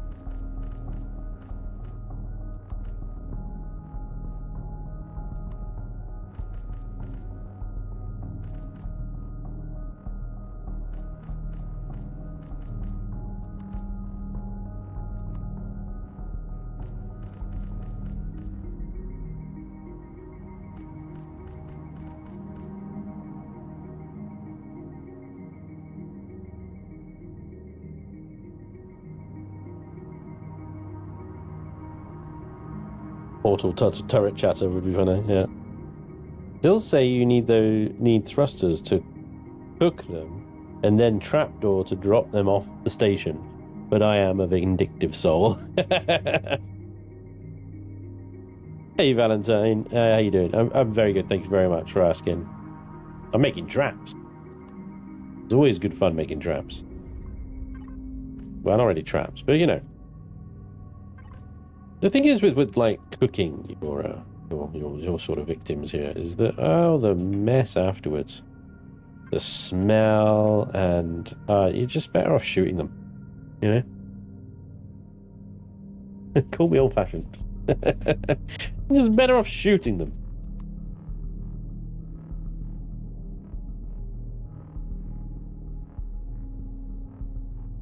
Their fault for coming in here in the first place.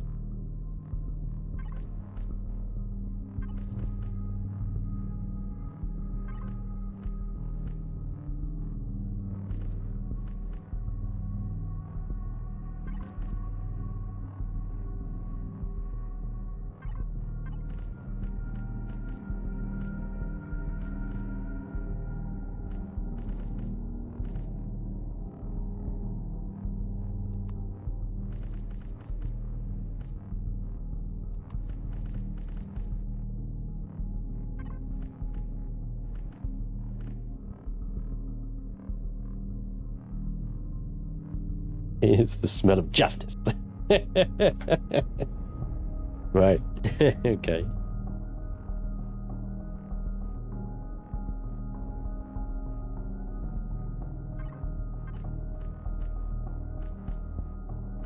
Have you seen Helldivers news? If you're interested. Expeditions into the what do they call it? The smog? It's not smog though. It's the murk or something like that. I can't remember what they call it. You know, the bugs, where the bugs are. The cloud. Oh god, there's a word for it, and it's yeah. But yeah, apparently there's some new bug enemies that look sound freaking terrifying. Apparently one of them's got 8 legs. An arachnid. The underdust, yeah. The underdust. Welcome aboard. Yeah. The cloud and the bugs have been projecting. We can now go into it. Arrowhead have apparently been very busy.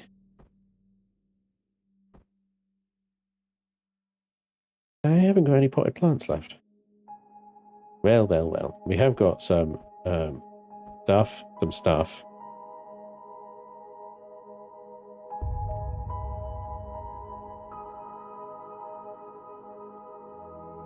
Hey, Oz, D-Dude, and Hacker, if you're on the server, if any of you got any posters you're not using, could you drop them off into the blocks and devices box for me, if you got a second? Much appreciated. I want some nice, like, works of art to frame and stuff. I think I've got a few... Yeah, I've got a few, actually. Never mind. I got it covered. Thanks, though. I've got some potted plants. Look at that. And a couple of fusion reactors. There it is. Yeah, my input box is looking very healthy after those Immerak kills and the legacy stuff. Like, look at my superconductors alone and my advanced upgrade kits. Like, I was struggling so much with advanced upgrade kits and stuff. 68 quantum processors now. Woo-hoo-hoo! That's good. Yeah, it's all very sexy and exciting. Alright, so let me finish up the floor over here actually.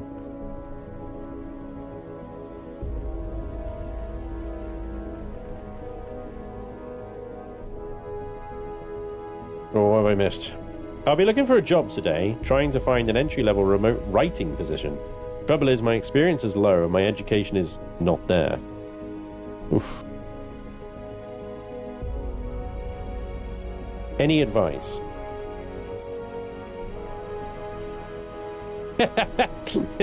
Oz.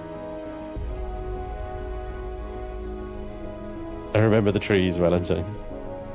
Any advice for going for a job that you're basically completely underqualified and underexperienced for is what you're saying there, isn't it? Ooh, that's a hard sell, my friend. That is a hard sell. Honestly, the best thing I could probably suggest is to just be completely honest in the interview and say, look, you know, I'm reaching, and you know that you're reaching, and you're trying to bat above your station. But then what you got to try and convince them is that despite that, you're still the best ball for the job because you want it the most. That's what you got to convince them, is like how hungry you are. And an employer is more than likely to employ someone, in my experience, as a hiring manager, certainly for me, when I was a hiring manager, I was more likely to employ someone who was hungry for the position than somebody who was really overqualified for it or well qualified for it, but appeared to be not necessarily bored,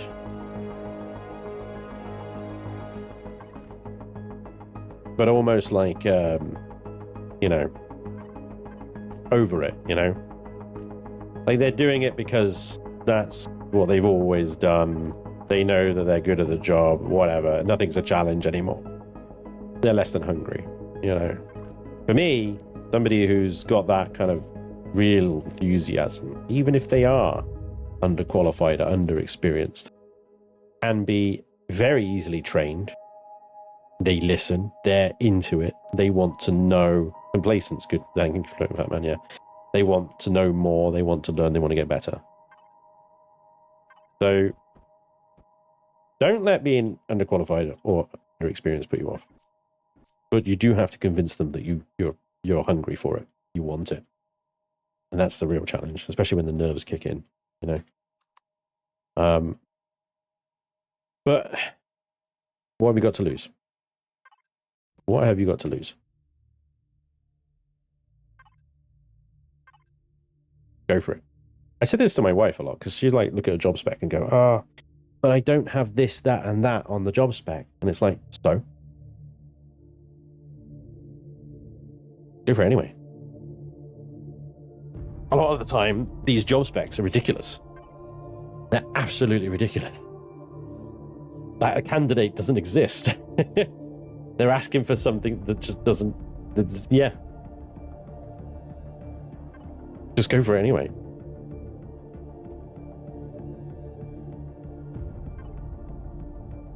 Again, when I was a hiring manager, it was something that we did as well, is that we would over ask. Because it would whittle out the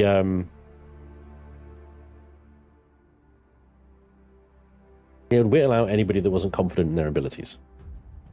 And you need people that are confident in their ability, know what they can do, and that they're capable of. Not arrogant, but confident.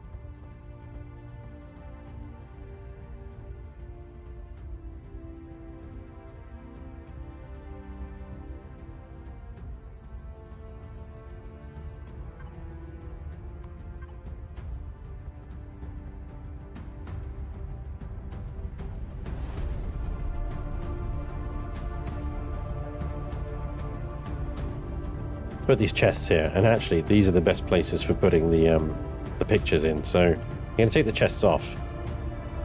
I'm going to put a chest instead over here, and I'm going to put the pictures. I need to do some lighting, but that can wait.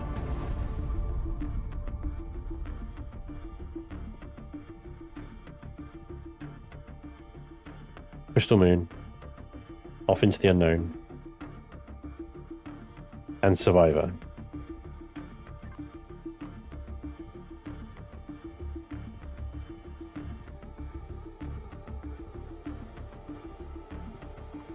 You're gonna have to take that plan up.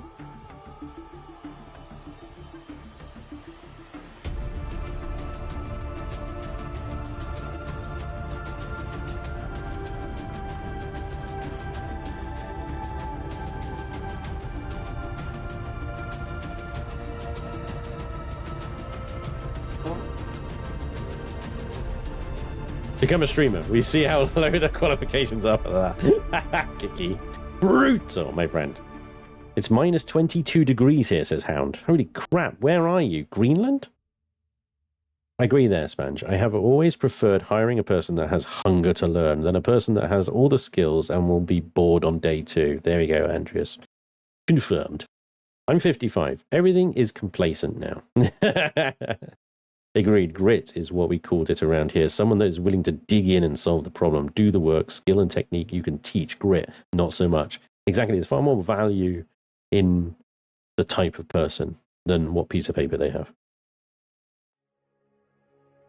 I feel bad for young people job hunting these days. It's so much harder than it used to be. Requiring degrees for entry-level jobs is insane. That is insane. I don't actually have a degree. I never bothered with university. I went straight into work. I'm really glad I did, but I feel bad because now that doesn't seem to be an option, or it is, but it's like quite limiting now. There's not very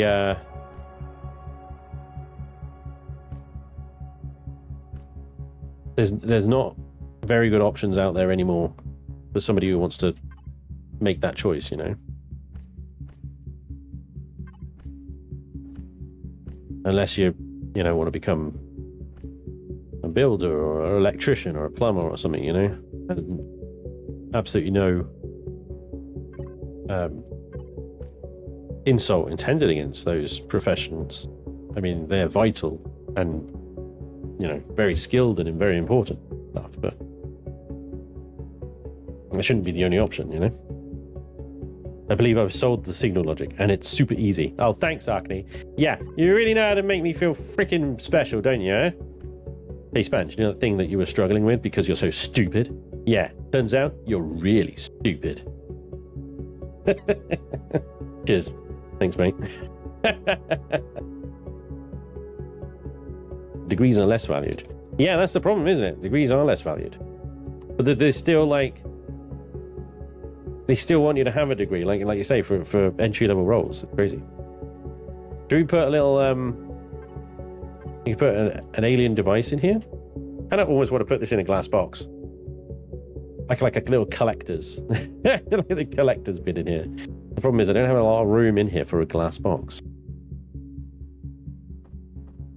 I can put that there. I'll put some eggs over here.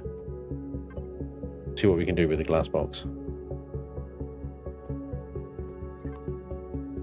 This is potentially is going to look like kind of stupid because it's a glass box without a roof.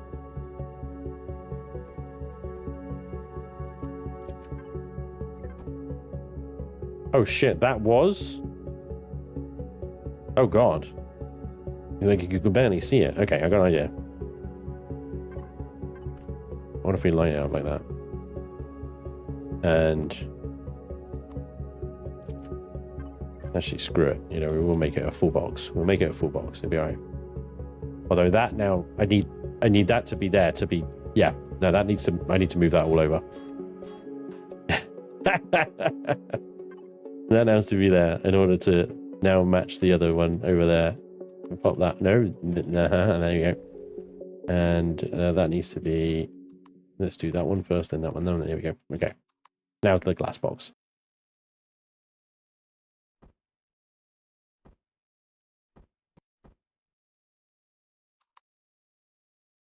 We do that on top as well.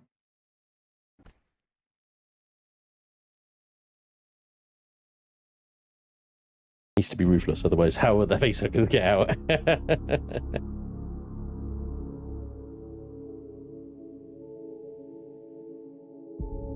Nope, it took me all this time to figure it out. I'm more stupid.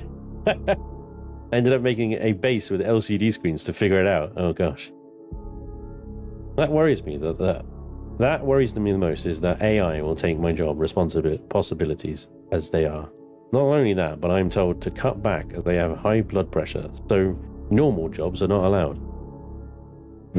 They ask for time and degrees for a job that just isn't worth it, and by the time you got what they are asking for, the job is long gone or replaced by AI.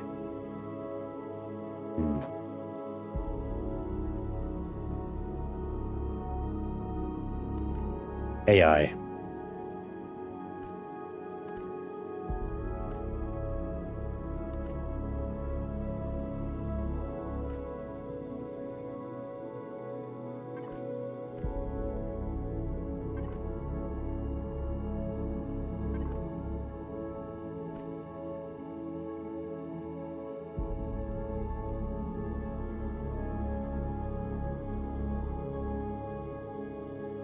AI is so dumb, though. It's just so dumb. Like, I've used these AI picture generators, stuff like that. I don't know, that's like a far cry from where some of this AI stuff is at right now. But I've used some of these AI picture generators. Oh my god, they're so stupid. Like, you have to hold its hand through every step, every detail that you want, if you want something specific. Like, you could say something really generic, like, give me a purple dragon, right? Well, show me a purple dragon, and it'll generate a purple dragon for you, and it's great. But if you've got something specific in mind, say it's like, I want a car driving through a desert in a Mad Max scenario, and I want there to be a ruined town, and the sky is red, you know, a little bit red, and I want some meteors coming down from the sky, you know, I really want this specific. You put all this in the prompt, and AI generates this, and it's like, yeah, okay, the sky is too red, the meteors are actually hitting the ground, causing too much fire or whatever. The town is just like a brick on the side of the road, and the car is twice the size as the person stood next to it. Like, it's just like, okay, what? So stupid. But you know, it will get better, and it will get better, and it will get better, and get better, and yes, it will take some jobs. And here is my hope for the future in this AI future. My hope is that we will stop putting so much kind of pressure on ourselves to essentially be workers, and people can become more creative and self-caring than having an overly toxic society that only values you for the work you do and the money you have. Because the potential of AI is that, and robotics in general, is that a lot of the sort of manual labor-y, dangerous jobs and undesirable jobs can be taken, and things like power production and fuel production and water production and food production can be largely automated, and you know, you have basically everything that you need to live a basic life. And society moves from that kind of position where it's like you have to be pumping out as much GDP as possible to, you know, be alive, be comfortable, and just do good in your community. And everybody's going to accuse me of being a socialist communist now. But I mean, you look at the state of capitalism today, it's toxic as fuck, dude. Capitalism is toxic, right? And capitalism is the best system we have, but it is just run amok right now. Unregulated, uncontained capitalism is not good for anyone. It's just not. I've got nothing against capitalism until you let it off the leash, and then it just eats you. Needs to be controlled. Right, so I need to set this to vault open. Follow, yeah. So these guys only come on when the vault opens. So we close this up. We look through the wall. The lights are off. Put it back up again. And the lights are on. Great.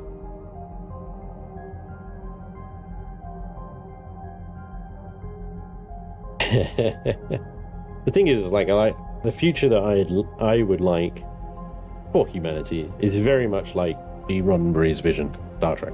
That's it. I'm not going to pretend that it's any kind of my invention, and not pretend I even came up with the idea. I'm certainly looking at that Star Trek future and going, that looks nice. I got a bit MLS. And anybody that looks at that and says, nah, that looks like shit, I'm like, what? What? I don't understand. No. That looks nice. That looks pretty freaking nice, dudes. I like that idea. Let's do that. While many people claim capitalism is the best system we have, it's that the best we can do? Exactly. We really should take a long, hard look at ourselves. Yeah, I think there's a lot of people that they say they talk about like socialism and communism and stuff, and they were like, yeah, but capitalism is the best system we have. It's not perfect, but it's better. And that seems to be where they just leave it, doesn't it? And it's like, it's not perfect, but it's best we have. Like you say, is that the best we can do though? It's just like we almost stop trying to make it better. We can't make it better, so why bother, right? What we have is corporate capitalism. What we need is social capitalism. There you go. That's the problem. Capitalism holding the leash now and holding a very, very big stick. Replacing it isn't going to be allowed to happen peacefully. That's my fear as well, to be honest, Kiki. The worst part is not even being thanked for replying or told they are interested. They just ghost you. Oh, yeah. The chat. Yeah. I hate that. It's a tricky one as well. Again, it's sort of from when I was hiring people, you'd get 200, 300 applications. And we essentially went through all the CVs that weren't successful at all, and we got our it's gonna sound really bad. We got our work experience student to basically write a letter. We gave them a template, and we said, just like, here it is. Put all these names in a spreadsheet, and then essentially you create this Word document, and it pulls the name out of the field, and it will create the same letter. It sounds really bad, doesn't it? But we had like 300 fucking applicants, dude. Don't have the time to go back to each one and saying, here's the problem with your CV. You know, here's some feedback. So we had to do this mail shot, basically. Just say, thank you for your application. But at least we did that. At least we did that. Thank you for your application. Unfortunately, you've not been successful. However, we have your CV on file now, and we'll be sure to contact you if something comes up in the future. Blah, blah, blah, blah, blah, blah, blah, blah. I can almost remember it word for word. It was ridiculous. Anyway. Vault. We have a vault. It's clean. It's sharp. It's got some valuable stuff in it, but not too cluttered. I thought about having some statues in here, but I don't think I have any. I could use the item menu, I suppose. But that's cheating. So put a little oh, we need the parked variant, don't we? Here we go. I'm gonna put a little scooter in here. Like it's like a freaking hot rod or something. It's a hover bike. That's cool, man. That's cool.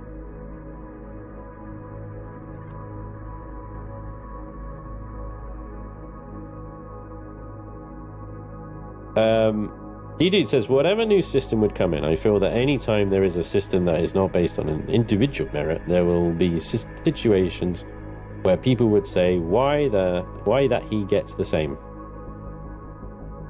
People would say, why that he gets the same. Oh, right. Well, yeah, no, it wouldn't be a system where everybody, like, that's full communism, what you're talking about there. Where everyone's equal, apart from some people who are more equal than others. Yeah, that doesn't work. That doesn't work. It's far too corruptible, and yeah, people abuse it and all that shit. That's interesting. Why are they going off?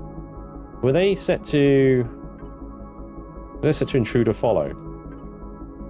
But intruder isn't on right now, so why are you...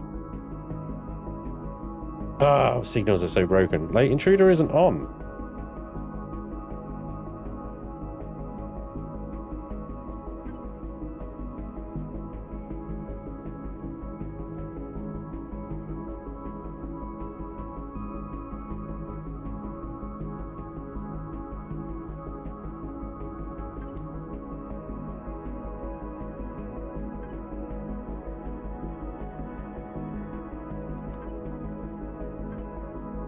They should follow. So why aren't they following?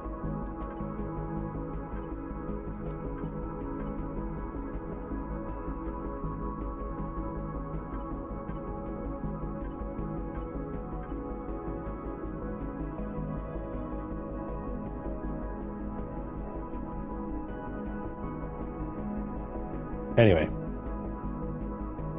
Yeah, you're all good. I figured, yeah. To me, there's far too many people who are okay with the corruption.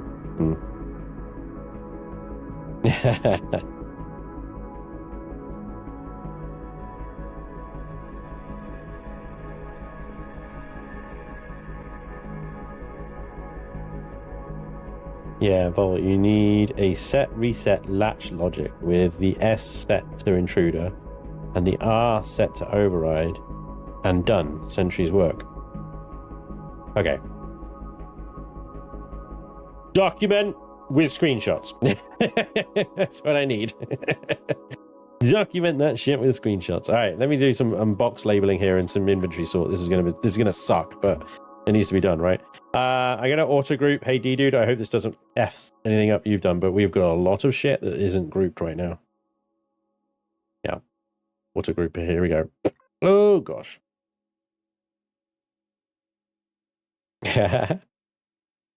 Thank you, Agni. I appreciate that. I'll have a look at that later after the stream and see if we can get it fixed for next time. Okay, so cargo boxes, 197 cargo boxes.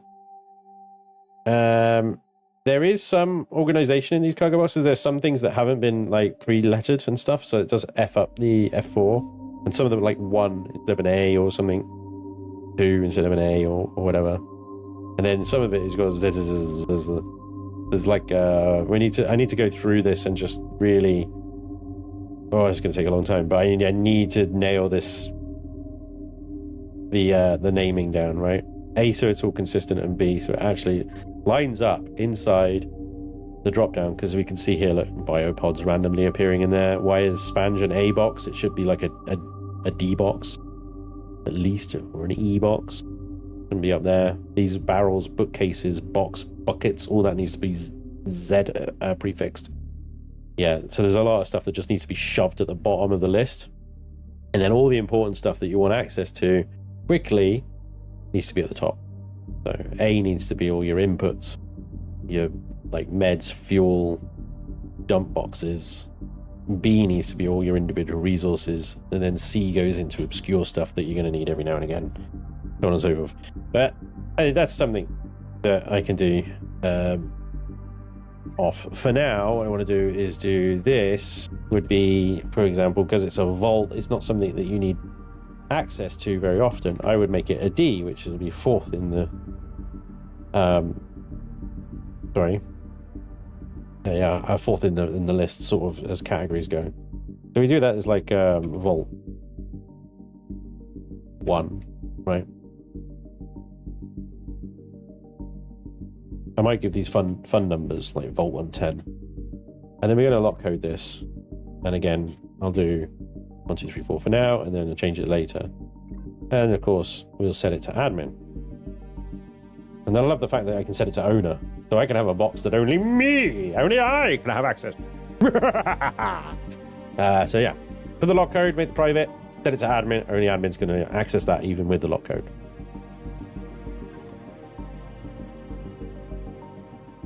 There you go.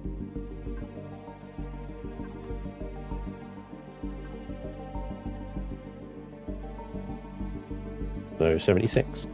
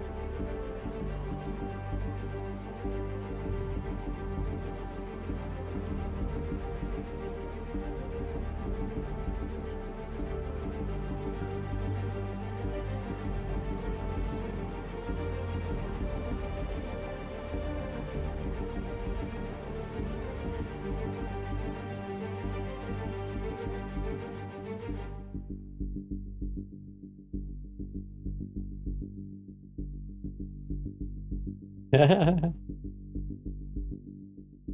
know what you mean, okay.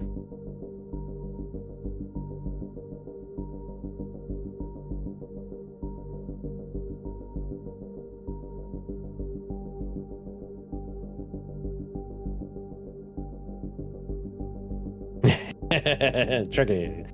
You got onto that one there, did you?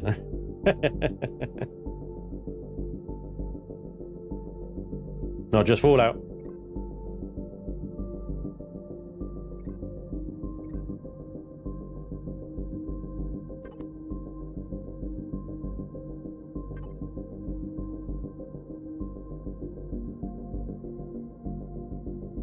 Nope, that's the code, dickhead.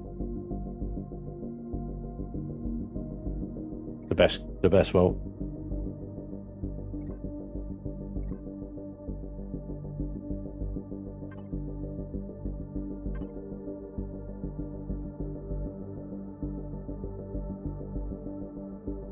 Oh, hello. Hang on. That's vault 69. What was that one? Interesting. I forgot what the number I was going to do then. It's like 25 or something.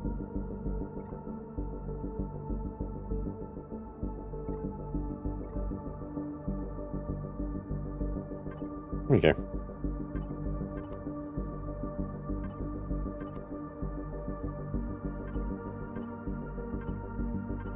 Yeah. Damn it. Was that 66? Oh, you son of a bitch.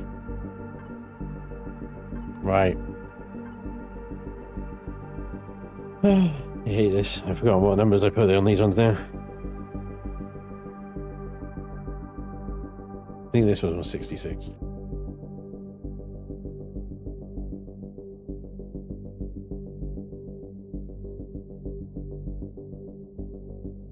Apply the frickin' name, you asshole. Good.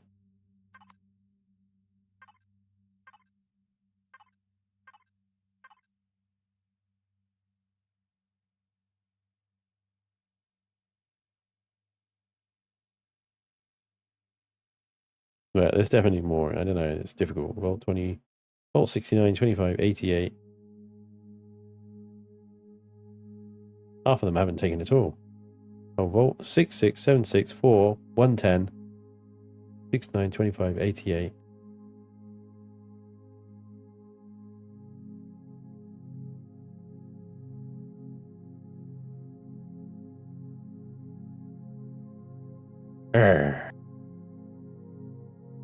Vault 69 is there. We have a vault. We have a Vault 69.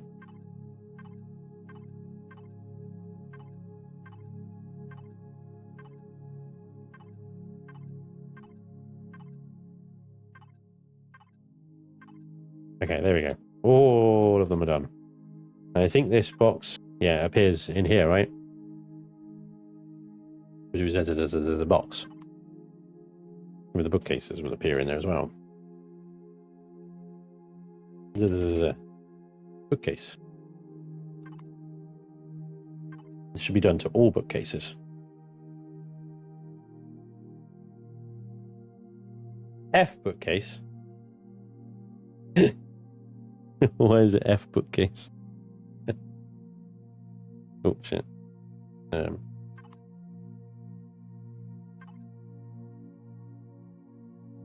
that one didn't take anyway.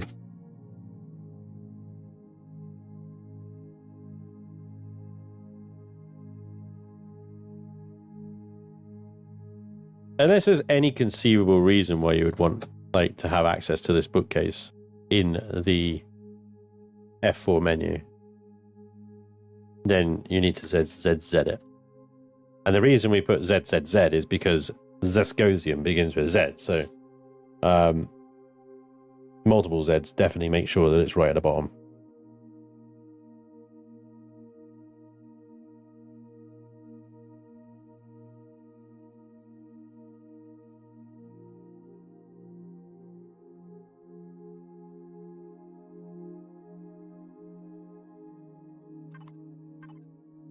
Fuck you. Ah. Fucking hate this game. It's stupid.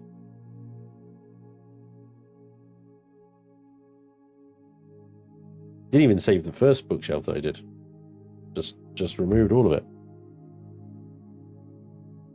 Put an LCD for Volt 69 that says R-rated. Found a job for medieval collectibles at $15 an hour for website content creation. Should I apply? Would you enjoy it? Like, do you read the job spec and do you get excited by it? Because if you do, then go for it.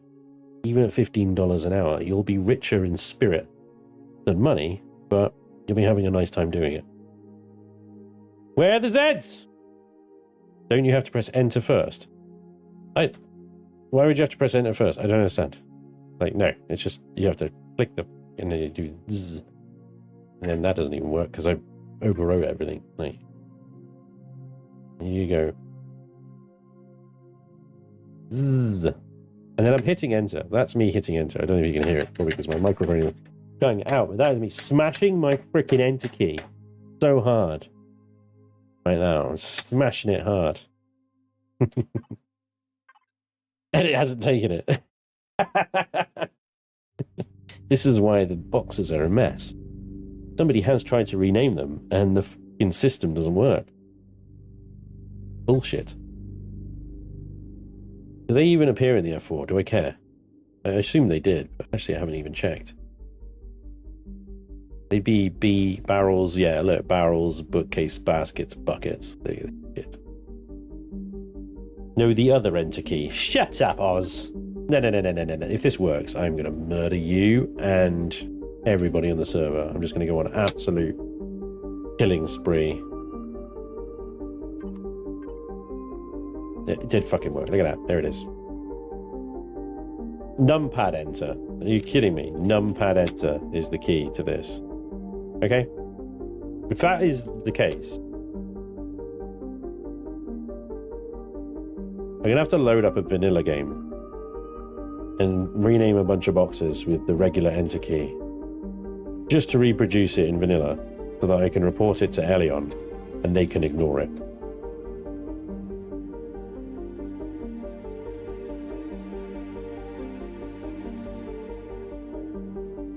Right, I have numpad entered all of those. And no, it's only the first one as well.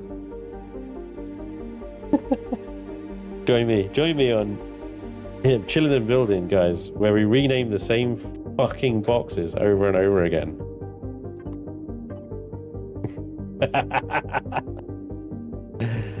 Oh my god.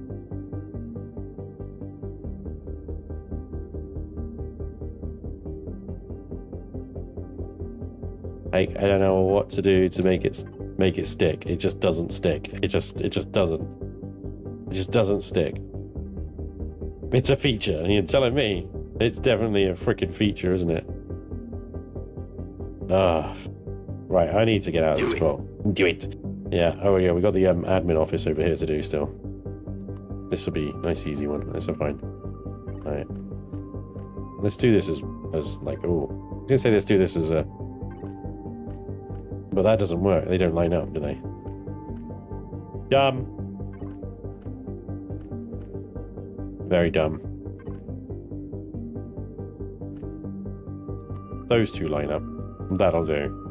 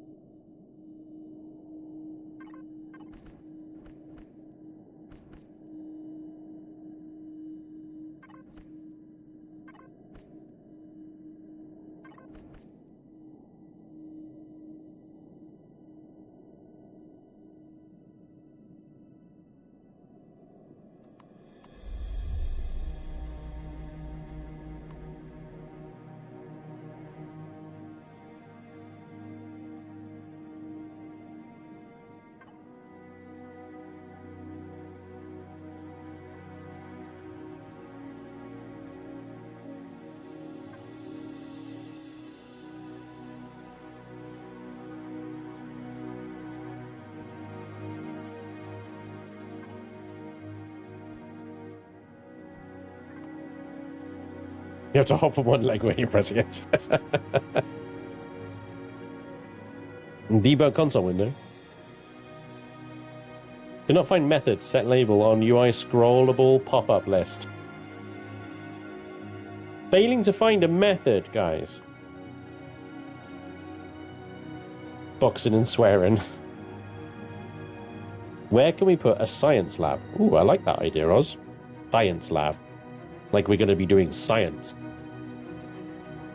We could call it the experimentation bay. Or the enlightenment pod.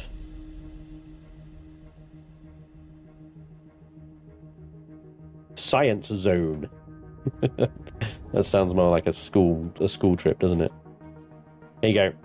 Opposite the shooting range there, Oz. There's a nice room here. I was thinking this would be your office, Oz, if you wanted it, because it's opposite the jail cells, and as chief of security, it would make sense if you had a whole like armory deal right here, and that's just down the corridor from the shooting range as well. Makes sense.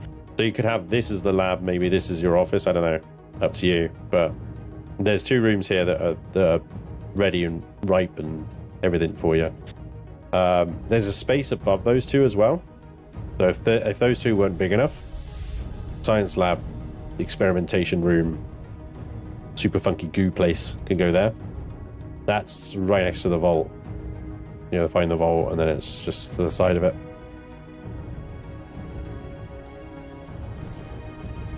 I have 51 legacy pods. Yes! I want a hatchery. I want a legacy hatchery. Make it so.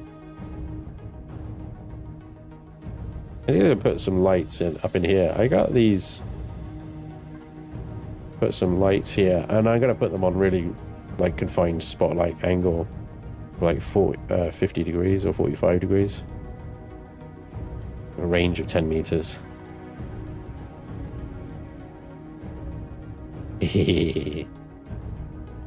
Doesn't look like anything when you're looking at it. It doesn't look like there's anything there, which is brilliant. Then you get close and you've got these like little private access computers. I actually think this vault has turned out quite nice, you know. It's still got that sort of foreboding feel about it.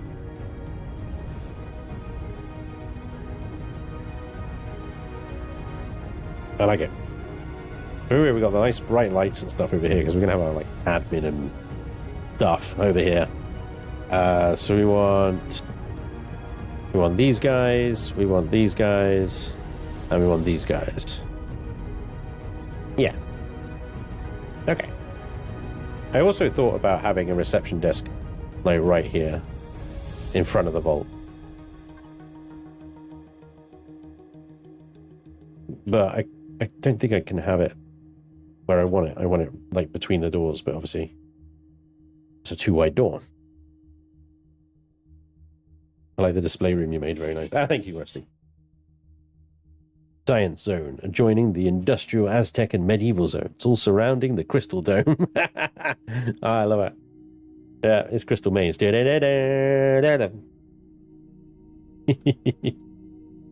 do with some lighting over here and light this up as well, couldn't I? This is like, I got this whole art thing going on over here, but it is not lit.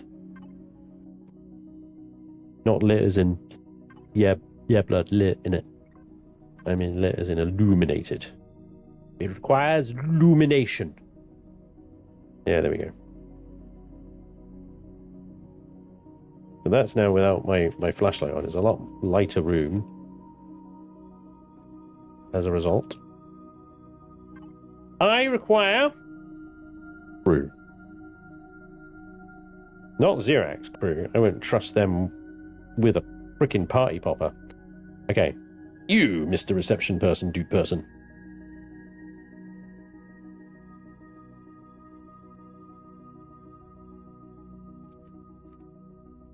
You shall be here. And we need some guards.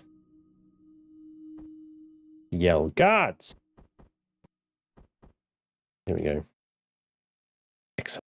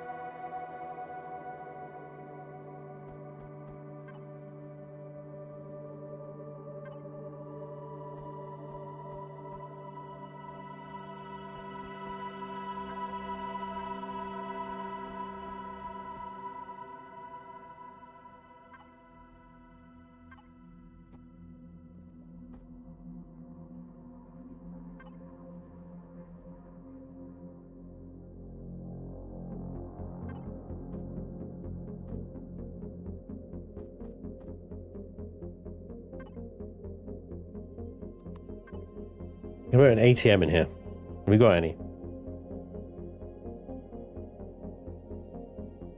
No. That'd be far too easy. Very well.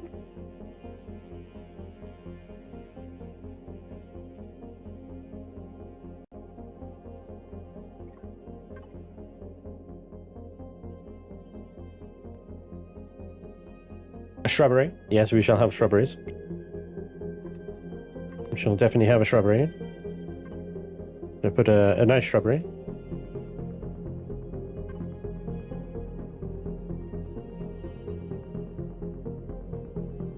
Maybe I was too... No, there it is. I was too quick, but nope, it's there. We shall have an ATM next to our shrubbery. And we shall have...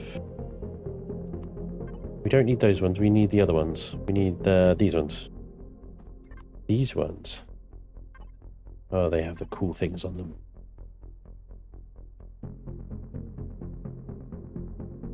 That's irritating. That's fine, we'll make do. Make it. There we go.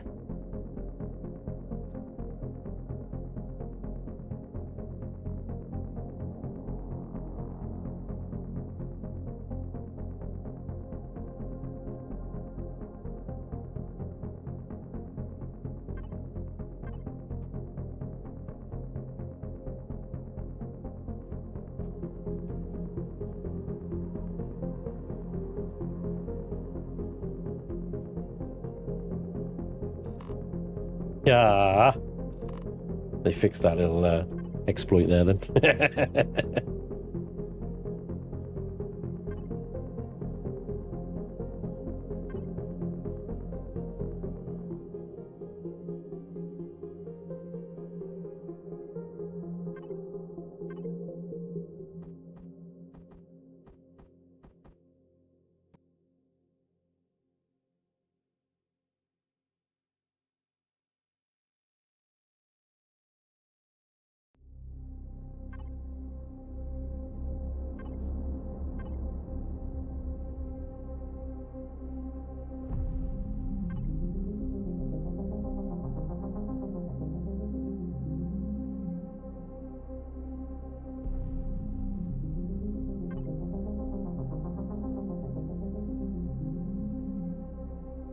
The other thing we can do is we can have an alarm! Alarm! We can set that on intruder as well, can we?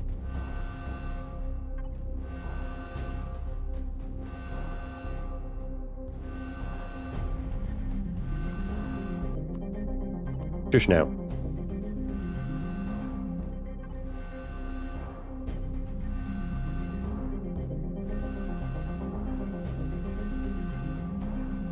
There is no intruder. Stop it.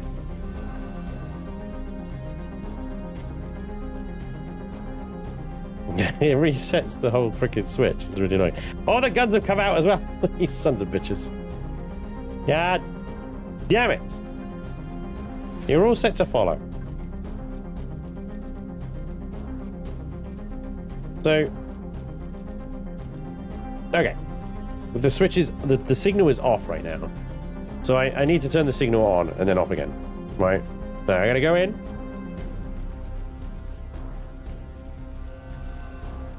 And then I'm gonna go out. Yeah, there we go. Over the door. I'm gonna go in. Good. Now I can turn these sons of bitches back off again.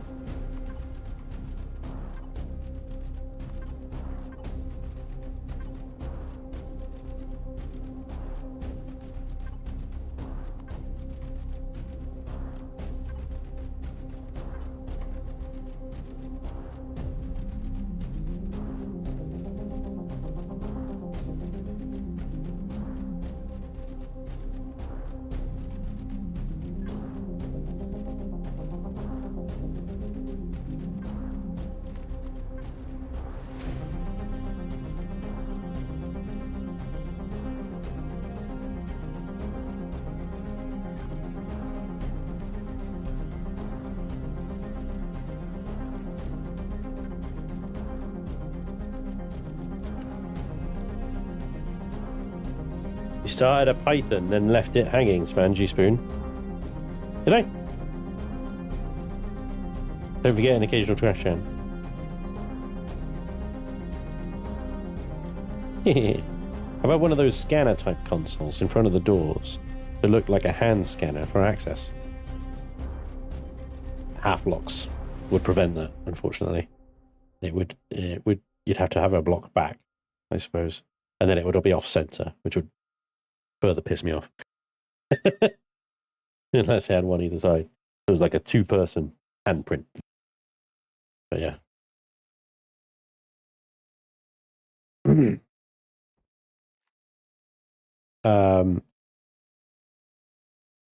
What was it called this? Volt turret override.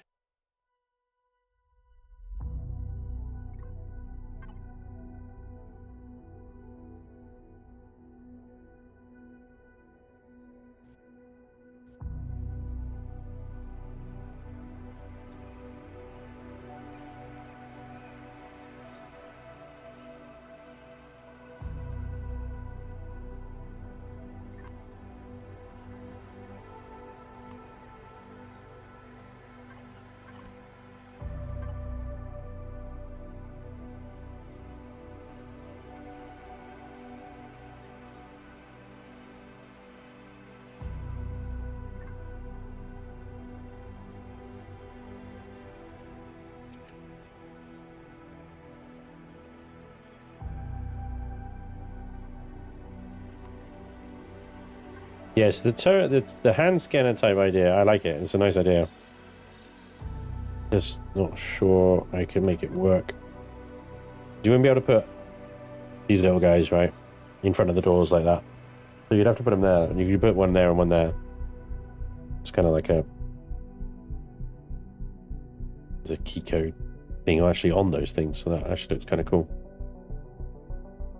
But the pièce de resistance to this whole thing, the final touch,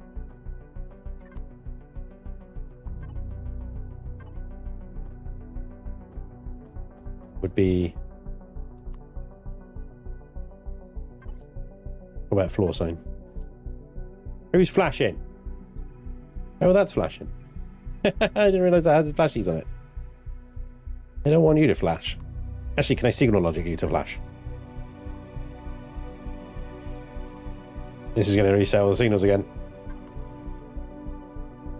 Oh, it's fine. It worked. My gosh. Yay. Something's still flashing. I don't know. It's the reflection of the lights in them. Never mind. Didn't slip. Wet floor. Bit of RP two-factor authentication. Yeah, exactly. You just need a little, like... I wonder if I could get an LCD to write portion wet floor on that. That'd be really funny. Need to hide it somewhere. There we go. Align equals center. Size equals soz. Oh my god. There we go. Because I can't see my keyboard, I got my microphone's in the way. Portion. Wet floor. It's not really, it's like minuscule at the moment. Let's make it like huge, and then not that huge. There we go. 5 might actually be it. So we need, what's that? 2 blocks to the right. Let's go 2 blocks down and 1 block down.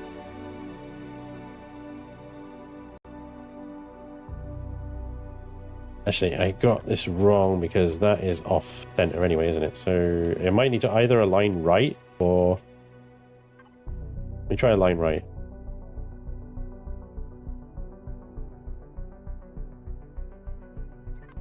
Yeah, access on that. And then, okay, align right is a white rat. White, right. Okay. Okay. Bring it back a notch. And then down a notch. Down a notch. And it's now gone into the sign. This is the problem. And then that's... Oh, that is actually almost bang on. Amazing. I do need to align center though, because it's like... We need wet and floor to be spaced out. And it needs to be ever so slightly to the right. What we can do, that's easy. We just go space, space. Space, space, space. Wait, no, it's aligned right. That's not going to work. That would work if it was aligned center or left. Is that aligned center for real? Wow, okay.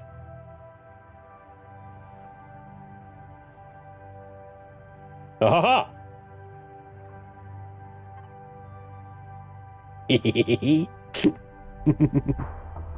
Can I do size 6? Will that work? Size 6 works. Yes! Yeah. You playing a lot on Friday with the Chaos Crew, Spanj? Yes, we are. We are, Viral. Caution spoon at work. Right, ladies and gents, I do need to pop to the toilet, so I'm going to leave you with the ambulance of this room.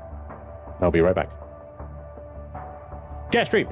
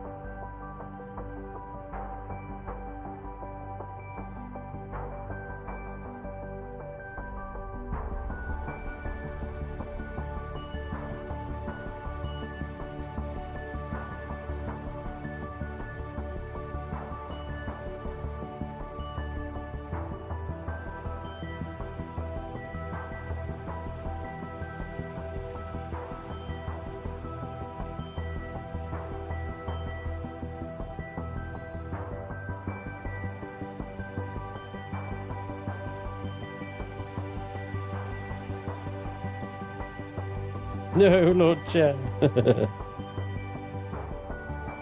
Oh, yeah, the Royal Chair. He's great. He's gone somewhere. Someone do something.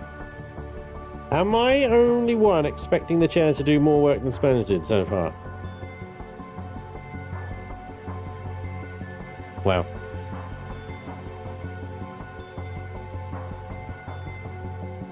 I don't think Oz is an admin. He should be, though. Hang on, Oz. He is an admin. Yeah, fine. So you should be able to use the door, Oz. What are you pointing? You pointing thin air at me? What is that about? I see your thin air and I raise you pew pew. Or Cannon of Doom!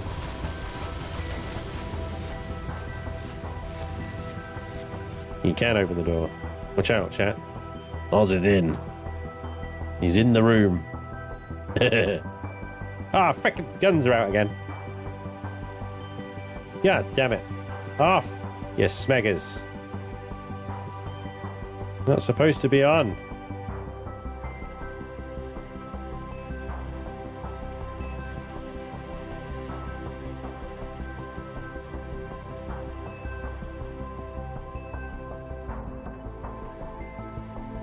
Anyway, I hope you like the room, Oz.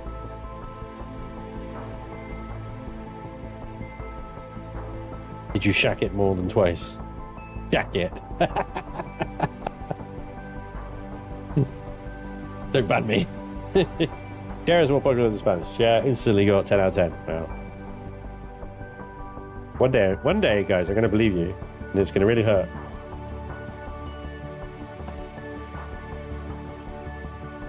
Okay. So I would say vault for now, apart from some minor little details. Done. We can park this one. We can park it good. Okay. Happy days. We've even got caution wet floor. I mean, that is... What happened there? The door's closed on you. Have you fucked my logger signals up again? These guns better not be out. They're not. It's fine. Where did that close? Are you manually closing set? Okay, fine. Using the hell out of me. Alright, cool. Right, so there we got the hotel. We got the hotel lobby, we got the hotel like restaurant and la la la. We haven't done any of the hotel rooms up here. I don't want to do that today. I'm not feeling it, right? So what we're gonna do. Oh, I need to do this as well. This is just, it's overwhelming sometimes, the amount of shit that needs doing. I want to reorganize this room as well. I can't reorganize the RTGs, they're down now, but I want to move all this stuff around. I built these pillars and that's fine, but I think we can do something better and cooler with all this stuff. Right? I want to basically take everything out of here and redo it. But yeah. Another day, because that's a whole freaking stream, probably, that one. Okay, what I really need to do is get the rest of the faction in here to make their own rooms. So what I'm going to do is go to the top floor here, which is where we are, which is where we got most space. And I'm going to start rooming. I'm going to start rooming. I know why it just sounds wrong, doesn't it? I'm going to start rooming. Okay. It is the sales side here. I'm going to start rooming. I want to do this like as a little engineering bay. What we got over here? What is that about?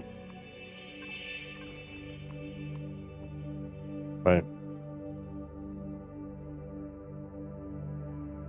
What's the trigger for the guns? The doors are closed, Oz. If the doors are closed and you go into the room, the guns will come on. Because you're clearly an intruder that has managed to get through somehow. If the doors are open, you know the code. You're not an intruder.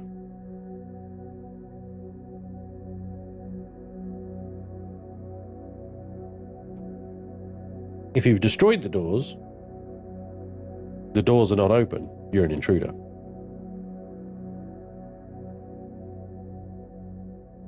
This is gonna suck as a room because the floor is... Mind you, most of the floor I've been doing in this station so far is just that kind of plain texture. Clean. It's clean. That's what I like about it. Still, I might just zone off, like I have done there, these two. I don't know what I turned them into yet, but...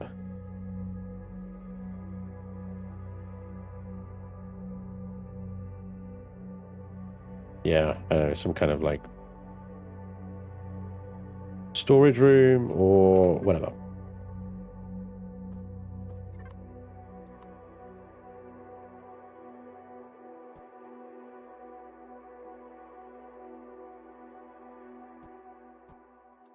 They're not in an accessible part of the station, so nothing important. We got this big honking gravity generator here. We need to put a block separate space on either side to prevent anyone from taking radiation damage.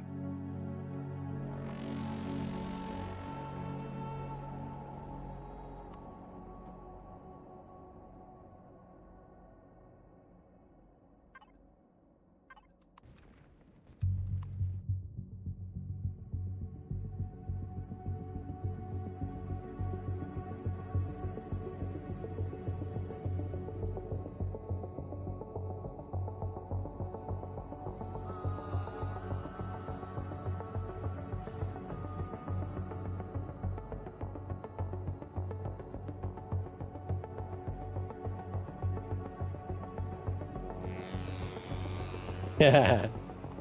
Like that.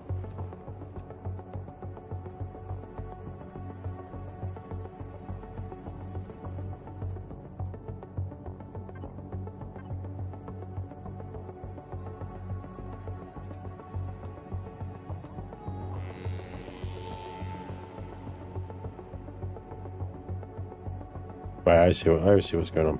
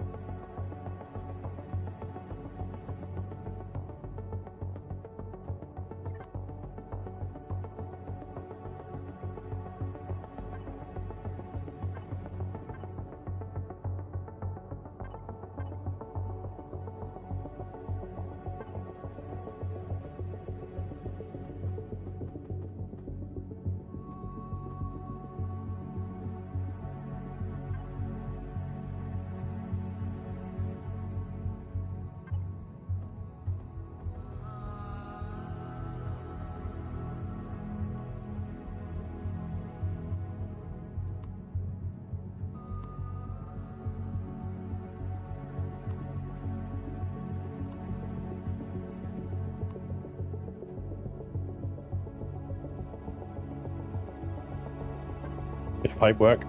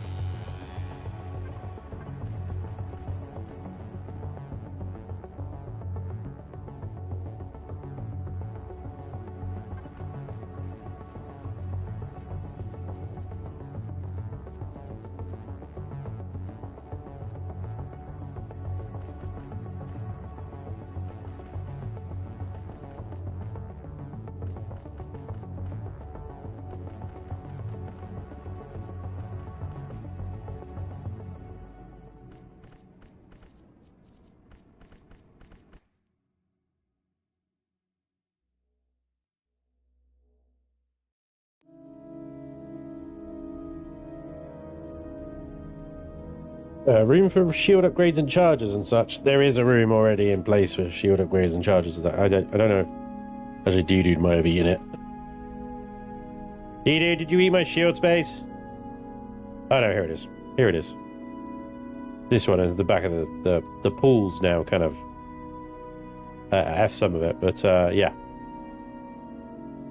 These holes in the grounds are for shields and boosters. But the thing is, with the station at the moment is in a UCH sector, so there's 0 chance of attack. And we're so close to CPU maximum. I want any shits. I think, to be honest, if I had an advanced shield generator in here, and maybe at the charger, we'll probably find out.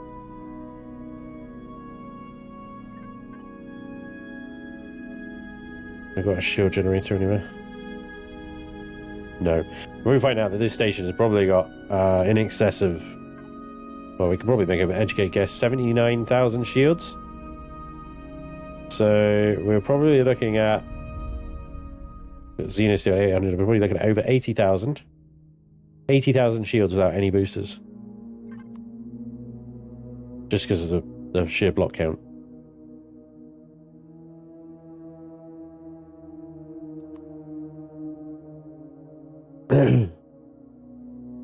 Which is nuts, right?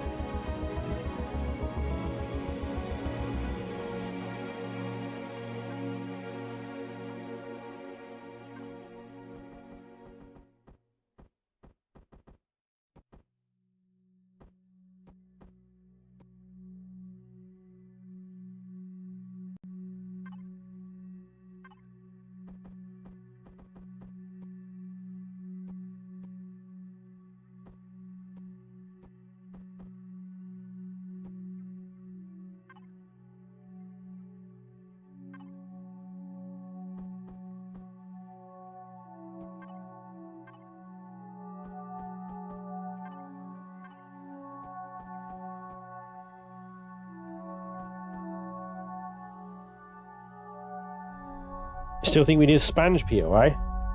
Have you seen the Brotherhood afar? The POI shaped like Spanj.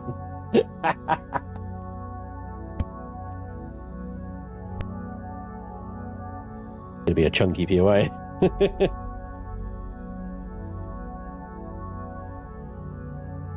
The server couldn't load a Spanj. Damn, Kiki. Wow. Fucking hell, dude. Is that because I'm too complex or because my size class is too high? Jesus. You don't hold back, does he?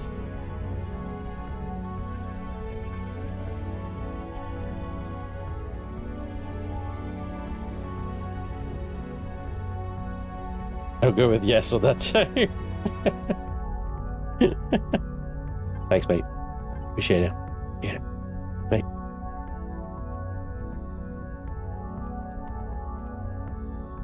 Yeah, Johnny. Hey, ban that guy. Thanks.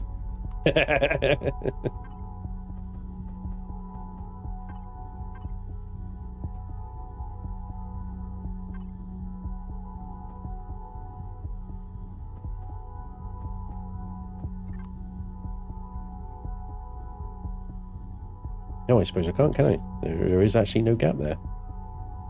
I've half blocked myself out of it.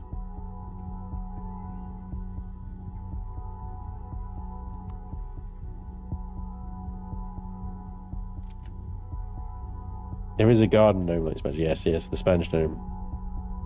There is always the Spanj gnome, guys.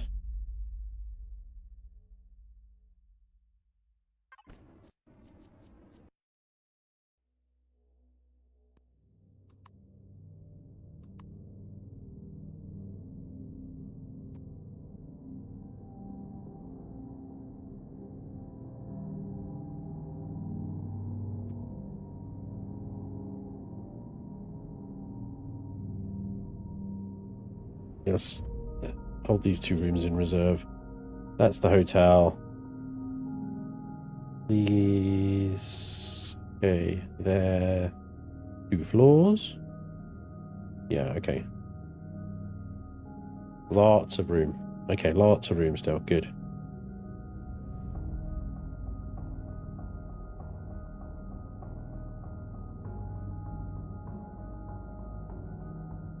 Just a chair and a keyboard. Awesome. No! It's D.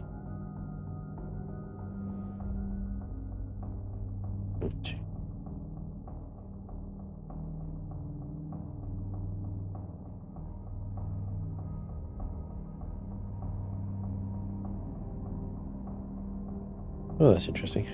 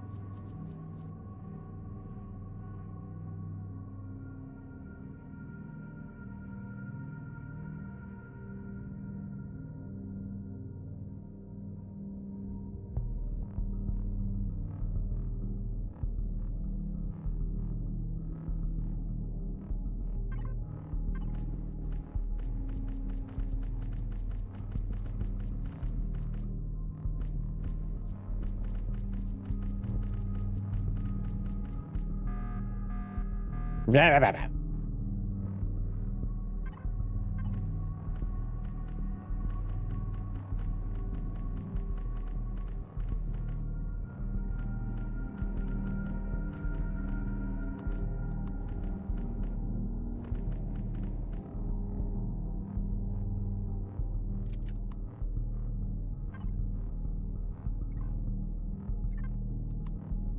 Fine. I want to play this game so bad, but I'm afraid I'm going to be overwhelmed learning how to do things. Take it slow. Start on a nice, easy planet like a Kua. We'll be fine. Honestly, I want to say that Empyrion is one of those games that is easy to learn, but hard to master. What you'll learn very quickly about Empyrion is that it's got about 2,000 nuances to every aspect of the game. Like, you do this, except in this situation, and then you do that, but only if this happens, or that's switched on. It's just shit like that all the way through the game. It's ridiculous. Absolutely crazy. Okay, Kind started the science lab, just need the facehuggers to hatch.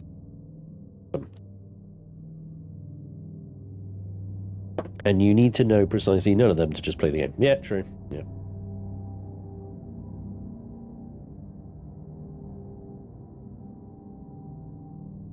Rule 1, flip it up. Yeah, exactly. Rule 1, flip it up. I'd say rule 1 is actually Elion, please fix. Rule 2 is flip it up.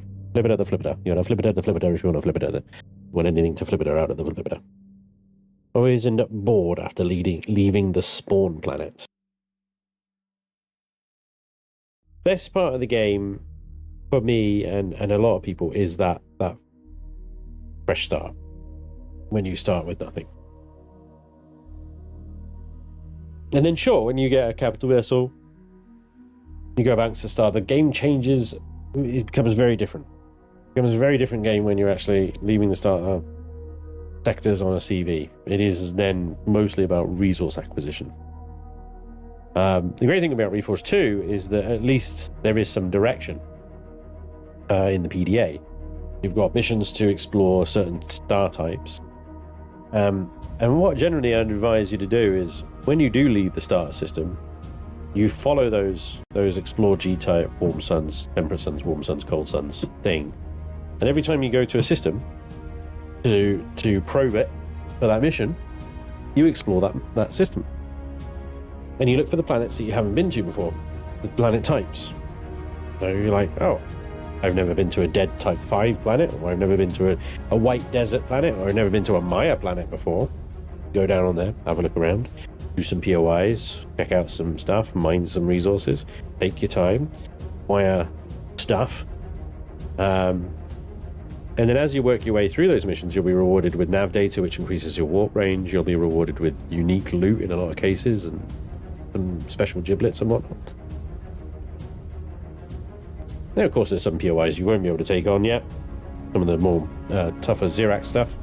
But you can wait for those. You could leave a note in a notepad or something if it's a particular rare Xerax POI, like a sector command or a GIST fusion power plant or something like that, that's actually got some really good rewards in it. And then you can come back to them later when you're all geared up and you've got tanks and SVs coming out your wazoo. But the game, when you first leave the starter planet, is generally all about trading.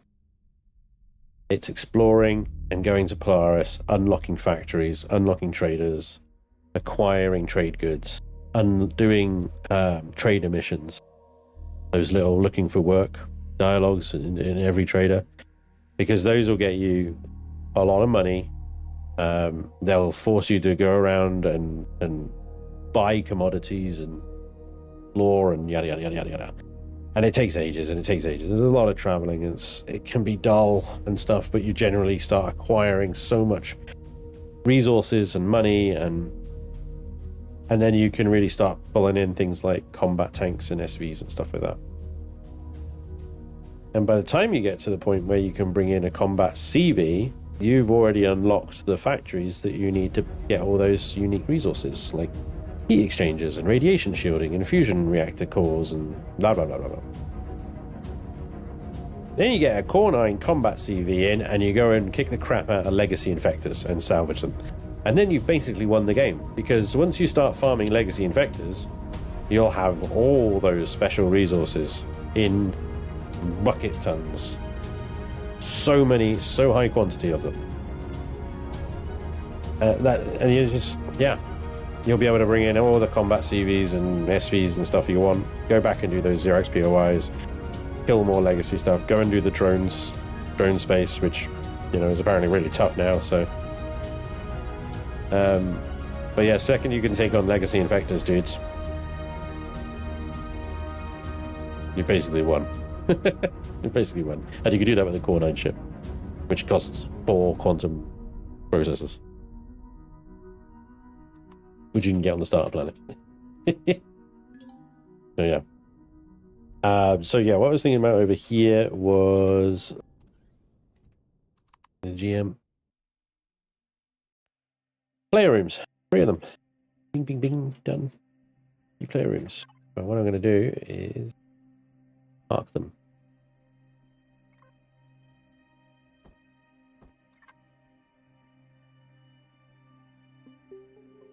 Somehow. Because that is 1 block to the deck there, and there's 1 block to the corridor down below. Due.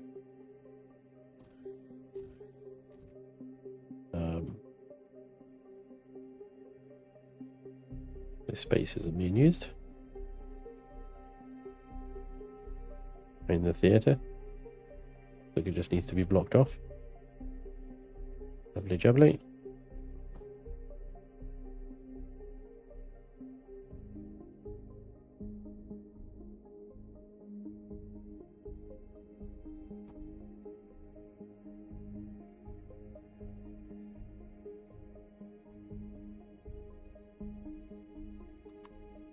Somebody drop their block here?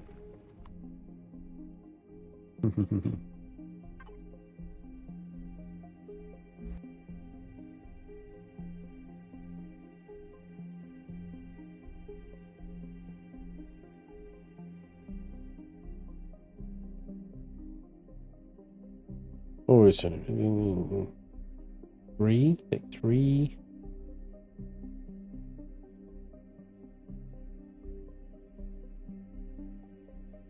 A. 3A. Room 3A.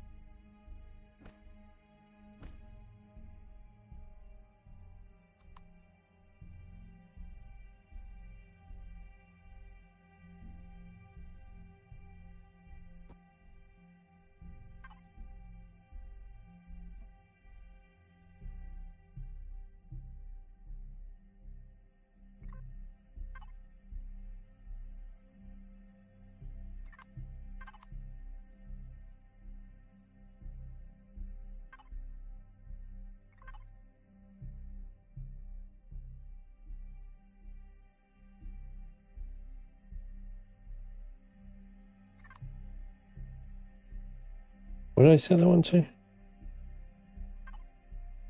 Size 15.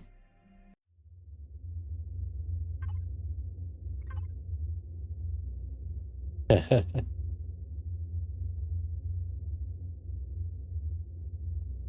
wish players could start their own drone factory.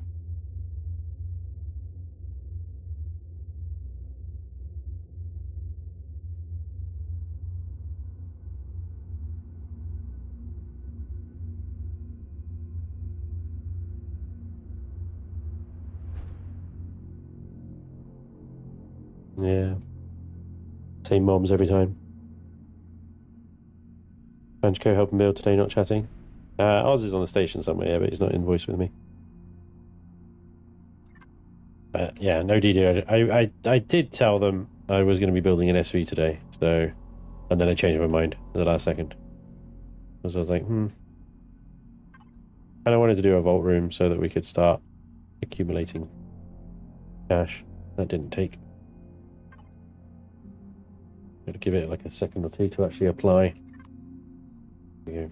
Room 3B, room 3A, room 3C.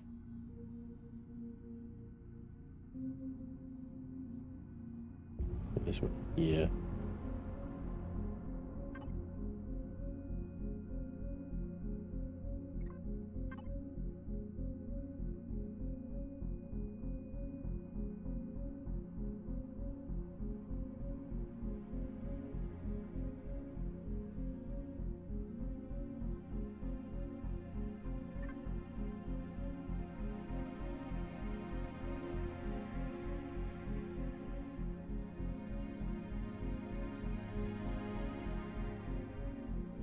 Alright.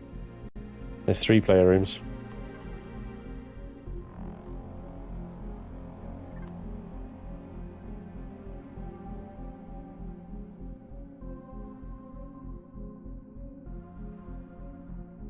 Corridor goes nowhere.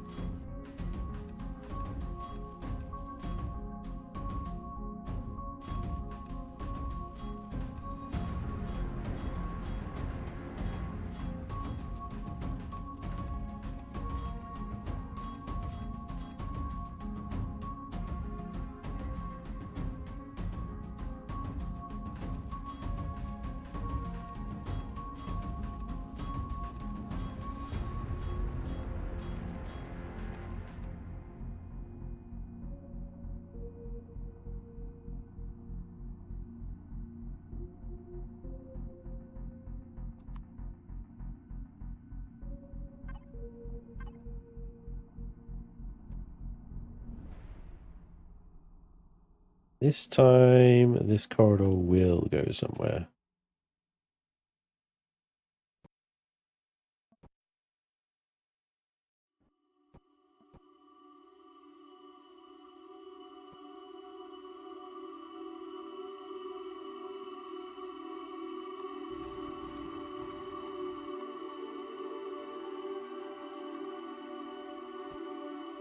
As with that corridor there.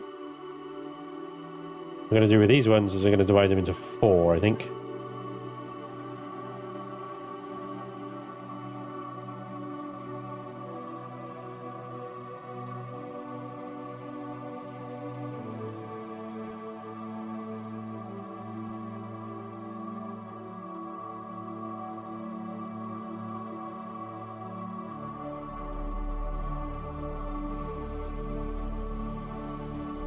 Trying to eyeball this.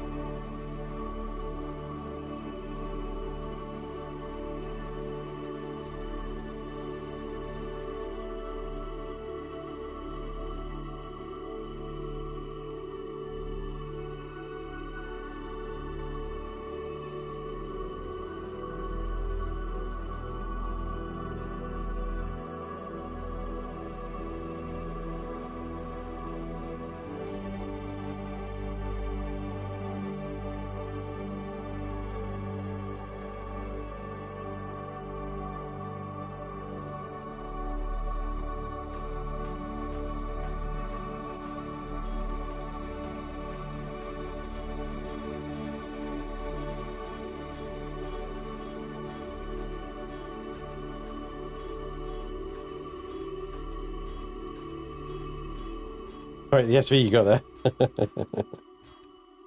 Nice.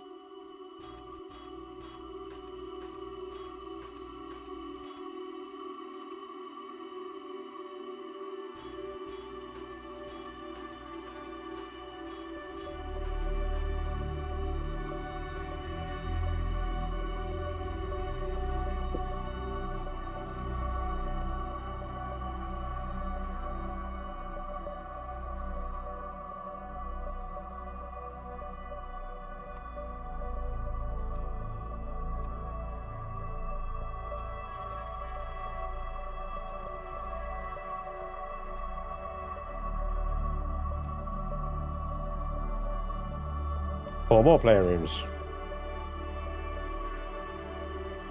And what I'm going to do is basically just say, hey, come and take one of these rooms and make it your own.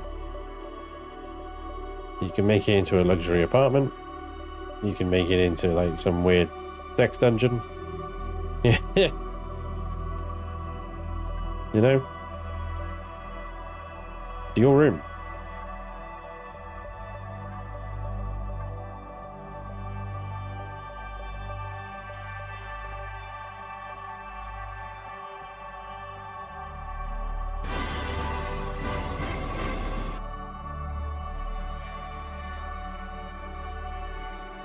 Wow. First time I ever noticed anything coming through on the old blurps. Problem do it. AE5FXT, thank you for the Prime sub 2 hours ago. Sorry, I missed that. But I'd say, but thank you for the 39 months resub. Hello, good day to you all. Thank you, dude. Appreciate you, man.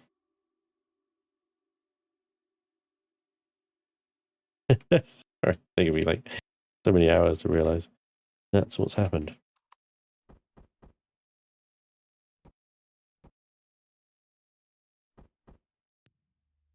Don't become a streamer, guys. You basically become completely unobservant.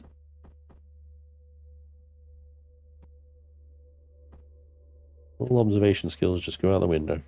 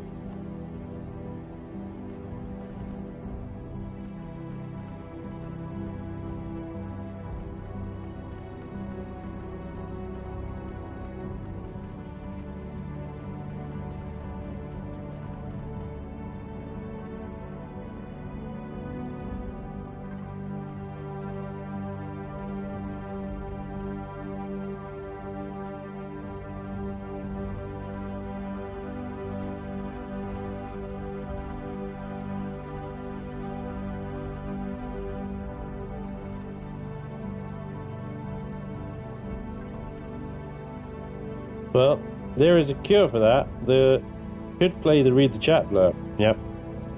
If you can build a room, that doesn't mean you could raid the vault. Yeah. Dungeon, you have attention Spanj. Oh dear, Billy, calm down. But then he has to spend 10 minutes figuring out why the read the chat blur was played. Hey. That is unreasonable. Never 10 minutes. It's 9 at most.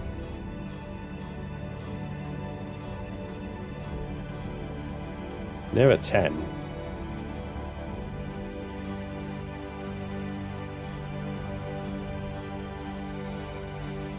This is sucks in survival mode. Having to do this. Like, it's so much quicker in creative, obviously.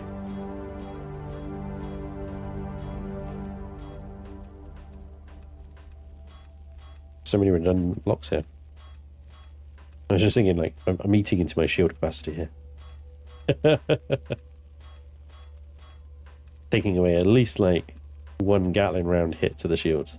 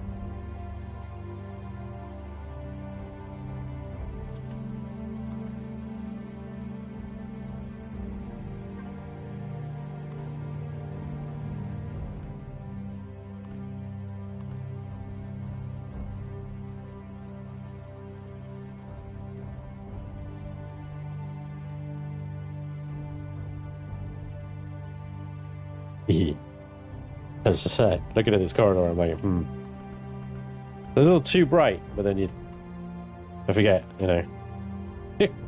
My flashlight changes everything, of course. And also the ceilings. Need to do the ceilings. And they're even darker.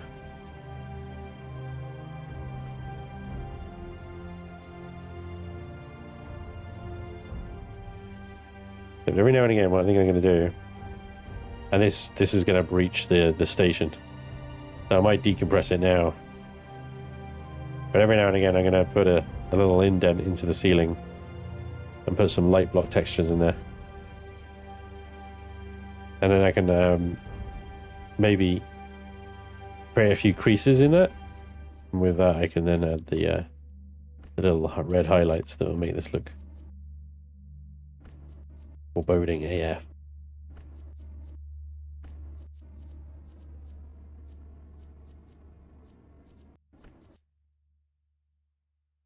By doing the ceiling black or near enough a very dark color, it makes the makes it look a lot more compressed. It widens it, but it narrows it like that way, you know, it squeezes it in. So yeah.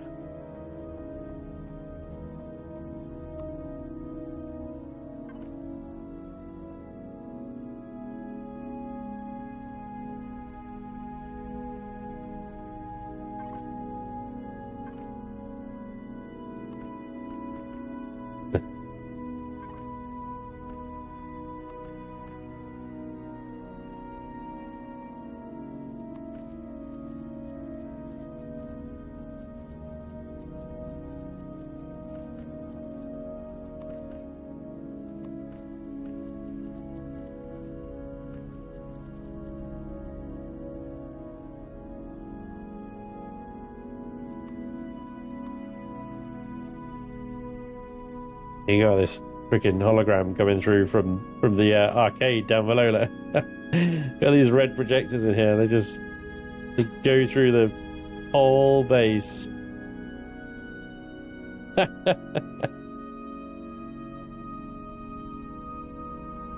wonder if we could set them on a signal so that they're only active when someone's actually in or walking into the arcade, you know? Because, damn, that's upsetting. Alright, I'm decompressing the entire station. Why are signals off? Put them on. Oxygen. Decompression complete. And then what we do is, I don't know how frequently to do this, so maybe I'll do it outside every door, you know? And it's really simple. It's just like a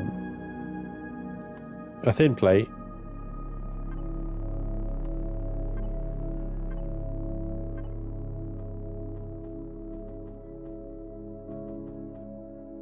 Do curve blocks like that.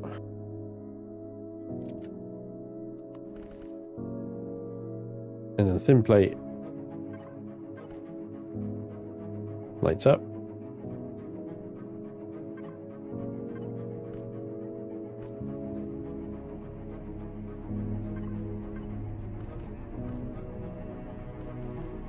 We either do like that, and we get little flicks of red along with the little flicks of red on the door signs themselves. I almost feel like that is insufficient. Problem is, I suspect that is a little bit too much.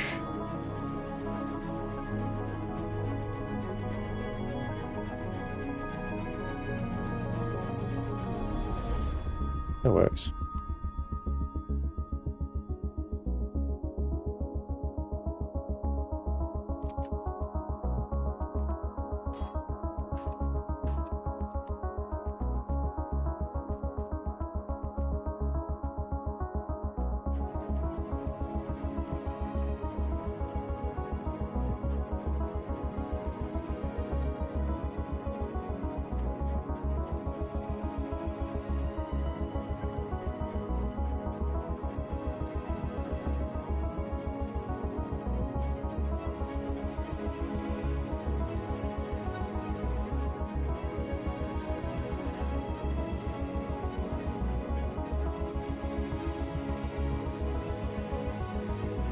Okay, boss. Oh my gosh, hello. You just want to have a quick look at this. Read the chat, yeah, crap. It's a work in progress, but I just wanted a bit of feedback and I'll work on it over the next day or two. Okay. Yeah. Right. Yeah, let me find you. Sorry, I gave you a bit of a fright there. I wasn't expecting anyone in the chat. Right. Sorry, chat's just asked me to read the chat. Hey on chat. What did you want me to read? Would learn to see you stream building a larger POI, maybe abandoned. Well, I did do my abandoned temple. Not very big, but it's got some good sections in it. Like this.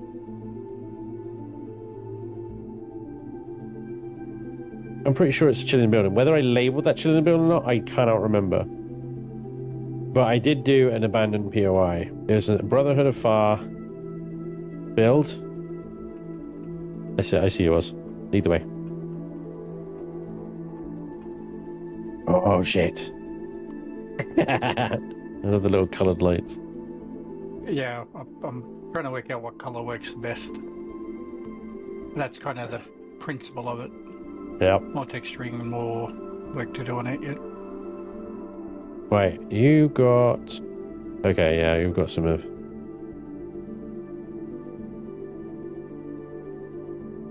Here's what I do.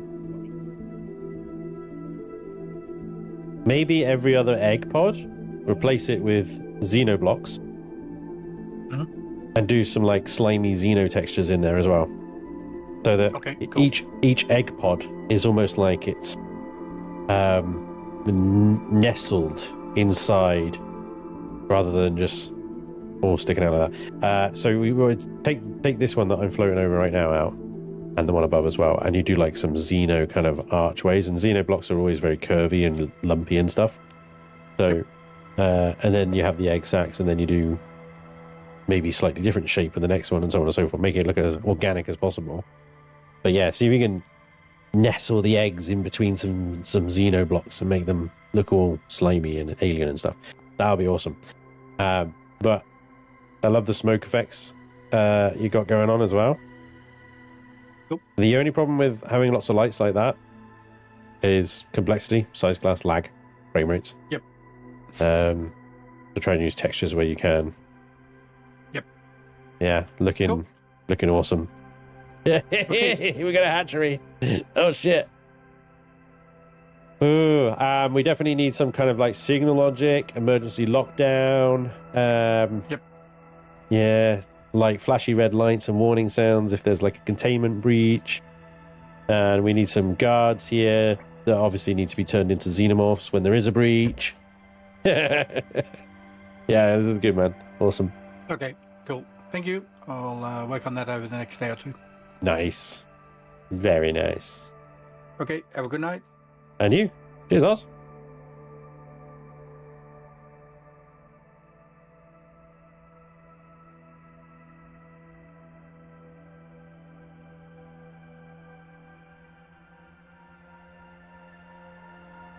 Right, I'll do some counting now, because 1, 2, 3, 4. Okay. 1, 2, 3, 4. So there's a 4-block gap going on here. 1, 2, 3, 4.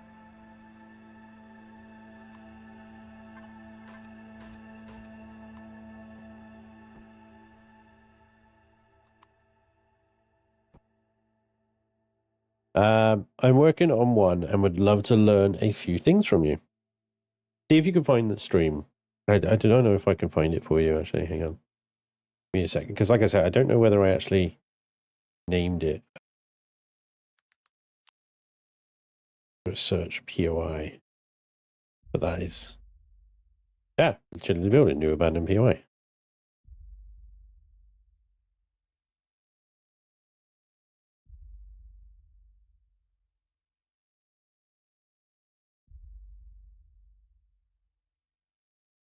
Yeah. So there's a stream.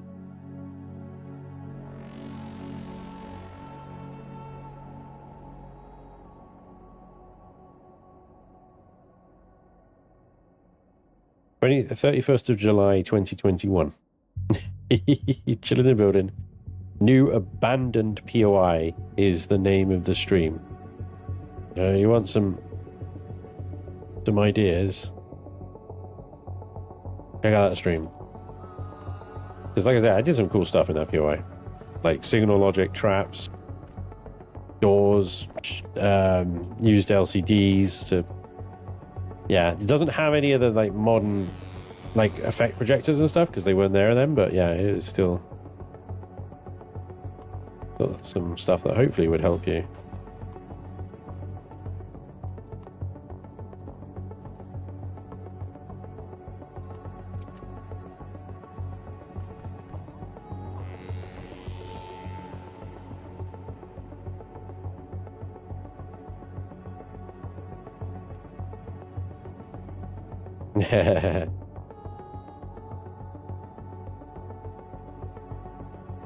Could put reinforced glass for the middle of the corridor ceiling sponge. It'd look cool.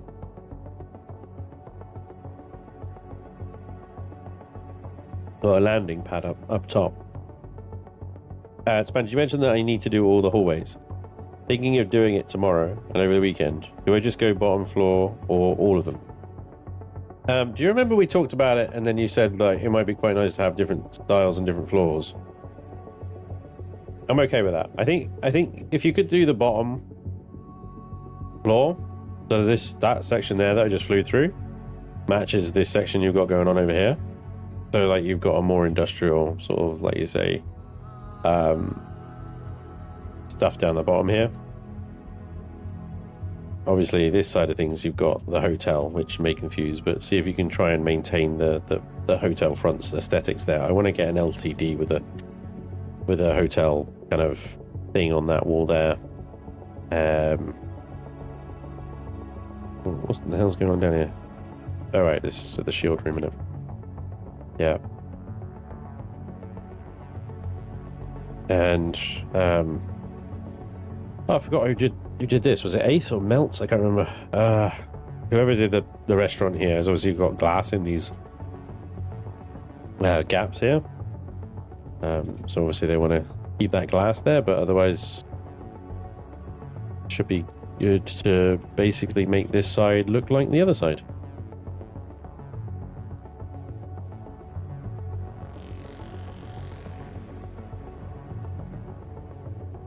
This whole fascia needs doing as well, but yeah.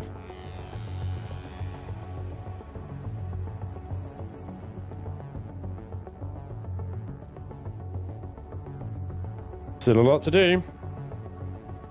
I'll try some cool transitions on the hotels and cafes. Thank you, dude. Nice.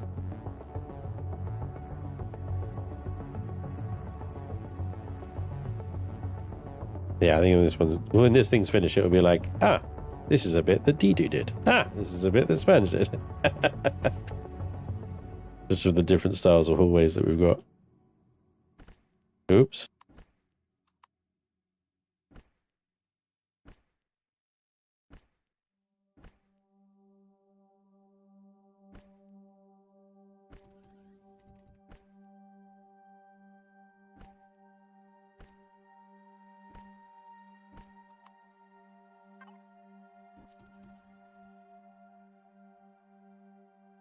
Okay, so we got some LCDs for these rooms as well. I'll figure that out. I'm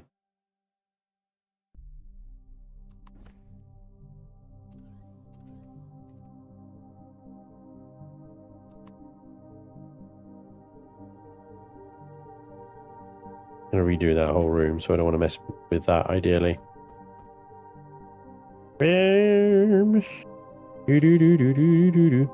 I might need to put the room thing inside the room. The only problem with that is it just messes up. It messes up so much. Actually, I got an idea here. This block here would be fine to remove.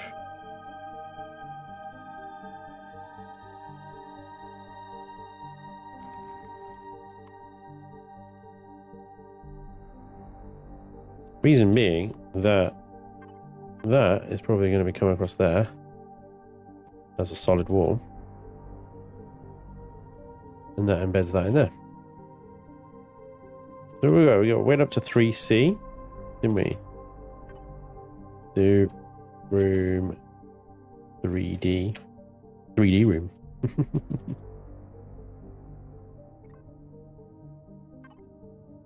Y offset is up 1.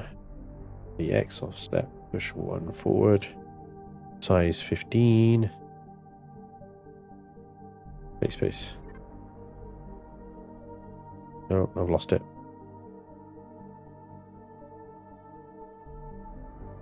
Oh, I went in the wrong way. I went X instead of Z.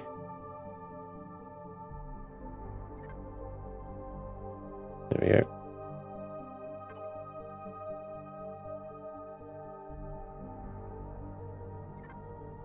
Where's the room for chair? The room for chair?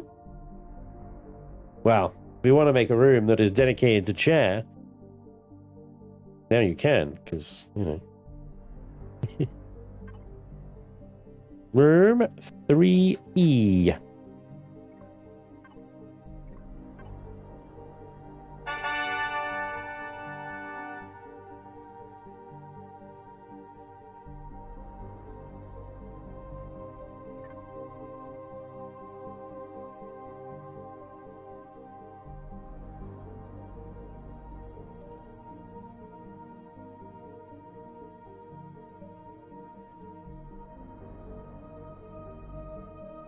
Rambo, thank you for the follow, dude. Welcome along. Hope you're doing well.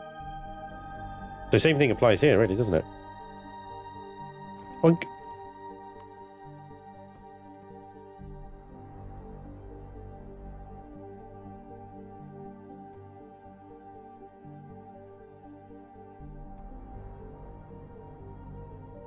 Ignore that. Room 3F. Size 15. Up 1. Out 1.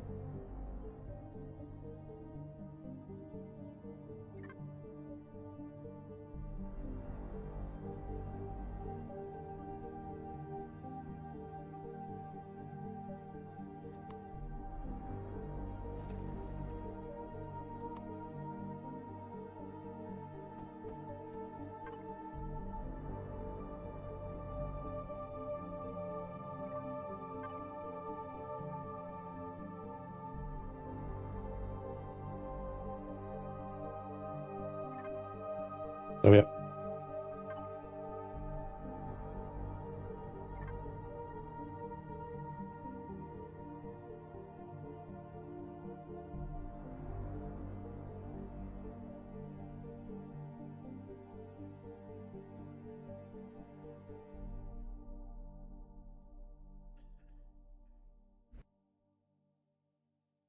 Right, I need to do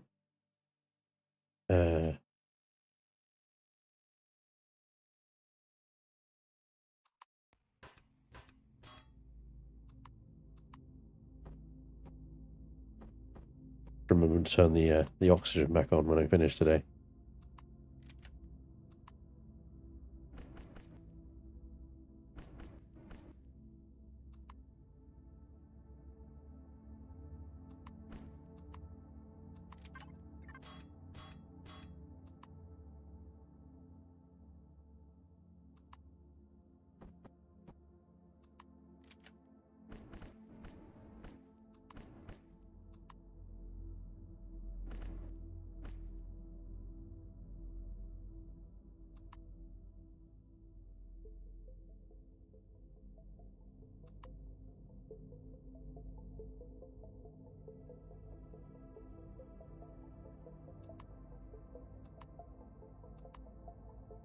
Damn it. Here's the thing as well. These effect projectors in here. I think he's put the red ones. There's no...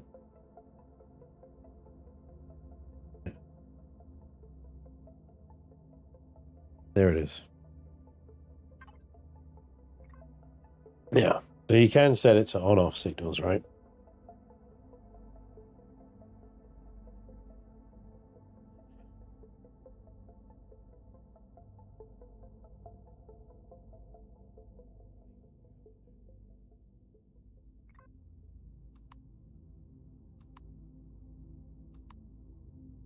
I think I'm going to have to take them off for now.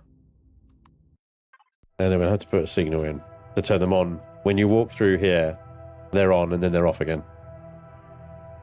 They're just flooding through the rest of the station, which is such a shame. So they're so caught in that room.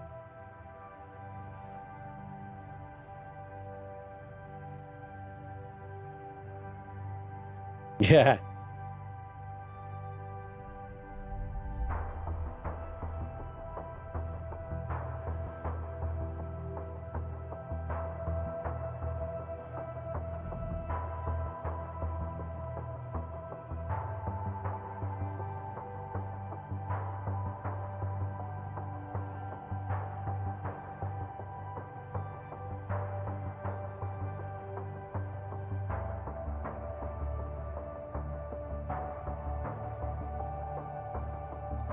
Bits and bobs.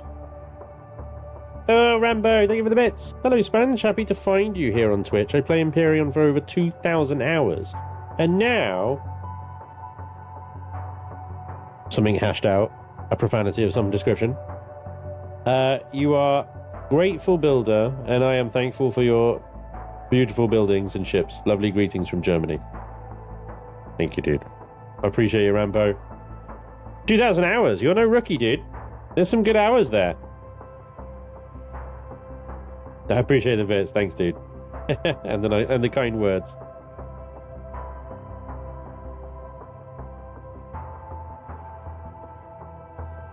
Thanks, Black Ghost.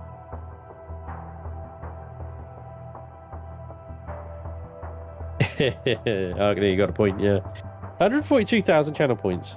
I'm only 3% of the way to redeeming a name it. To being able to name Spanj's extra.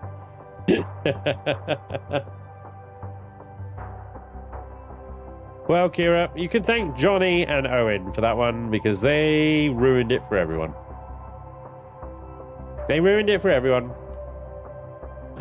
They made light of my generosity. They thought, oh yeah, we'll name it, all right. Bits and bobs. And they named it awful, awful things. I had to take it away. And now nobody gets to play.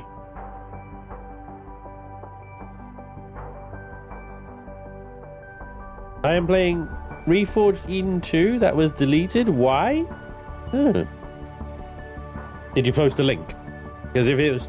So sometimes what happens is the bot, if you got like a bit of text and then full stop and then a bit of text with no spaces, it thinks it's a link. And so it'll hash it out and be like, eh, nope, no links allowed.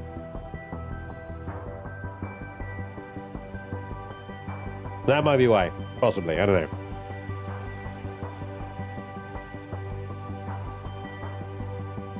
Or maybe one of my mods has made RE2 a swear word. Thank you for the hydrate, but unfortunately I'm all out.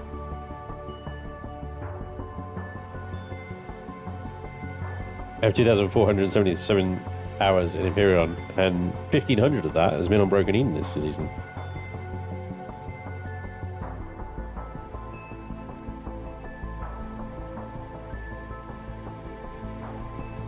The thing is with Name It, like, good suggestions, good name suggestions have all a possibility of getting used and put in.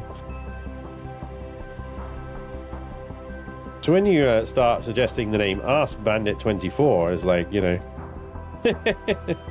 Butt Munch 13, you know? Yeah. Those are the suggestions that I'm like, I'm glad you can't buy your way to naming things right now, honestly.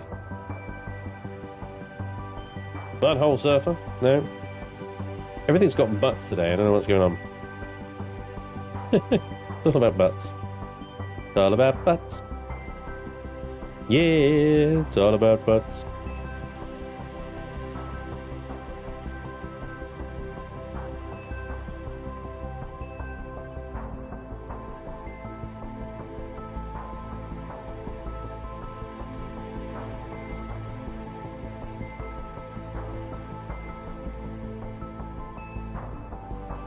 I'm just eyeballing these rooms. I already am. No idea if they're right or not. Think about.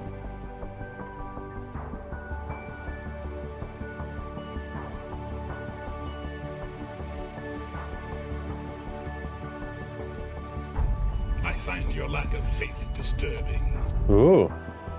I apologize, Lord Vader.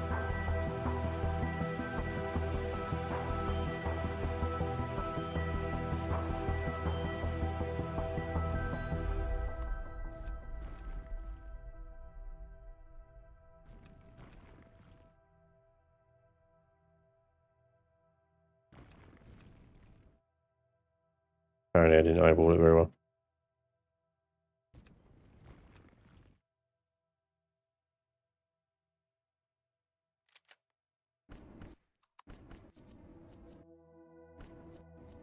Need to do this elevator shaft as well. Heh, shaft.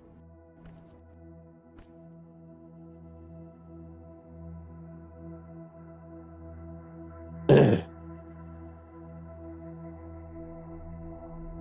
whole server's great band.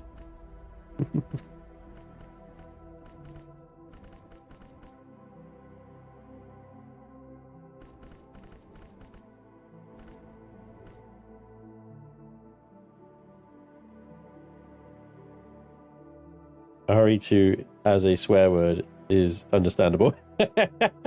Thanks, Nate.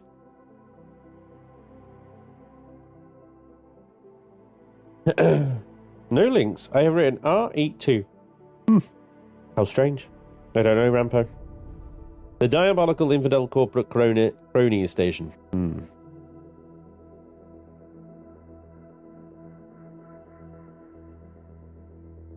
I'm not seeing why his chat was filtered on the mod screen either. So weird, isn't it? See, names like that have their place. You slap something like that in huge letters across a hull, and the board could be like, hell no, we ain't simulating that. There is a band called the Butthole Surfers, yeah. There is. I'm not sure why they popped into my head. But there we go. You part-timer, all single player, mind you. I have accumulated 4,410 hours in EGS today. Hell yeah, tracker. I have a life. A wife. A crotch goblins that consume time and resources. Excuses, hacker. Excuses. What are you building now? Well, essentially I'm just squaring out a bunch of rooms for faction members to come along and claim as their own and do with them what they will, basically. I have no designs on these rooms. I have no, like, they must be this or that. They can be anything they want. They can decorate them anything they want, use whatever textures and colors they like, have whatever they want in them. You know, they could be bedrooms, could be friggin' sex dungeons for all I care. As long as it's, you know, I was gonna say as long as it's streamable, but I don't know how they could make it not streamable in Empyrion, really. That's a challenge, isn't it? I've just let a gauntlet down, haven't I? I shouldn't have said that. Should not have said that. I should not have said that.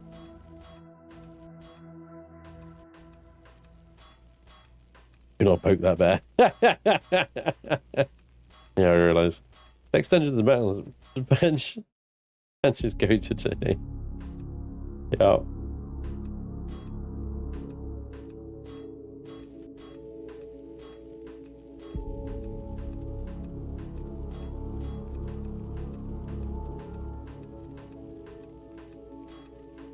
Yeah. You have to do in the channel. That's twice you've mentioned it now, Spanj. I know. I mean, I had to mention it again for the people that didn't hear it the first time. But yeah. Yeah, you're right. Maybe in need of a cold shower today. Possible.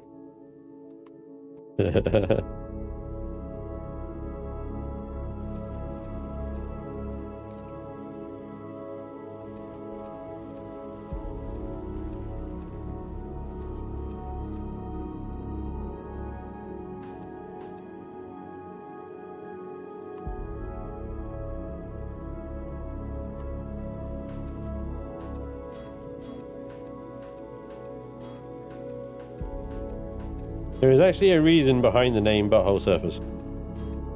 I have no doubt. I would hope there would be. You know? I want to know there's a story there and I want to know it. That's what it is, isn't it?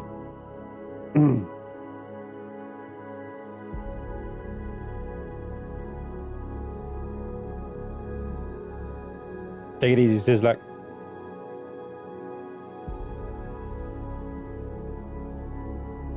Twice you've mentioned it now, Spanj. I demand to know the price. Any new games you have your eye on? Been a while since you've got an City Builder series. Kira!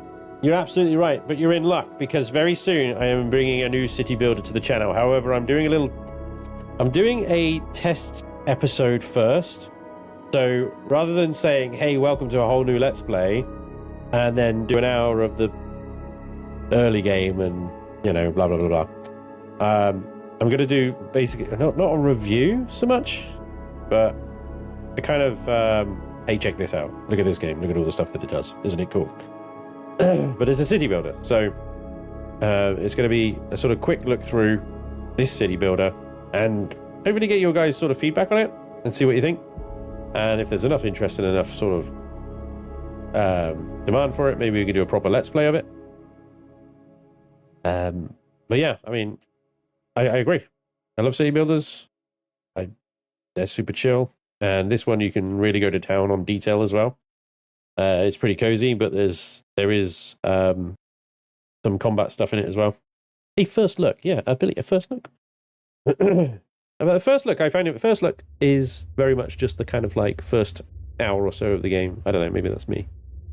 But yeah, we're bringing that soon. Other games that I'm looking for, there's so many cool games coming out at the moment. They're big though, like Kingdom Comes Deliverance, like it's massive.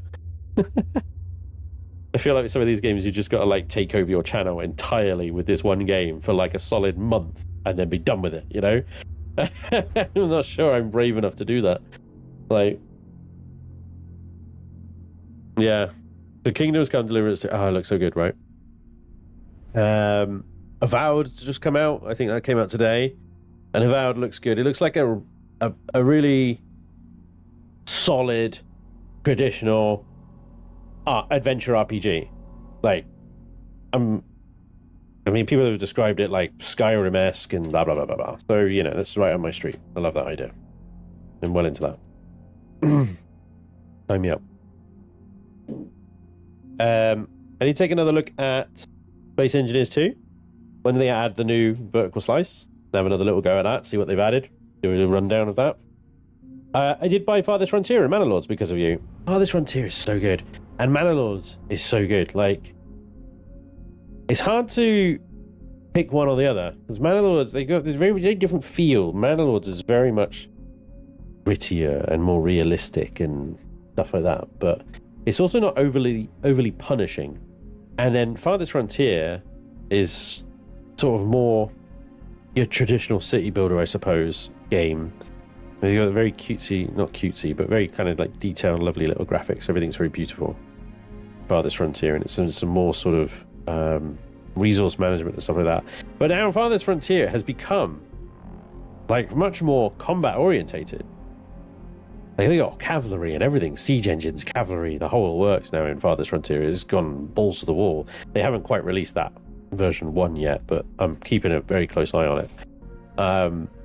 So it's like a lot less chill now. It used to be like really chill. It's like every now and again you get raided or whatever, and it was pathetic. But now it's quite, wow, crikey, you gotta feed your dudes, and you also got freaking entire armies coming at you. So yeah, really, really good one, Farthest Frontier.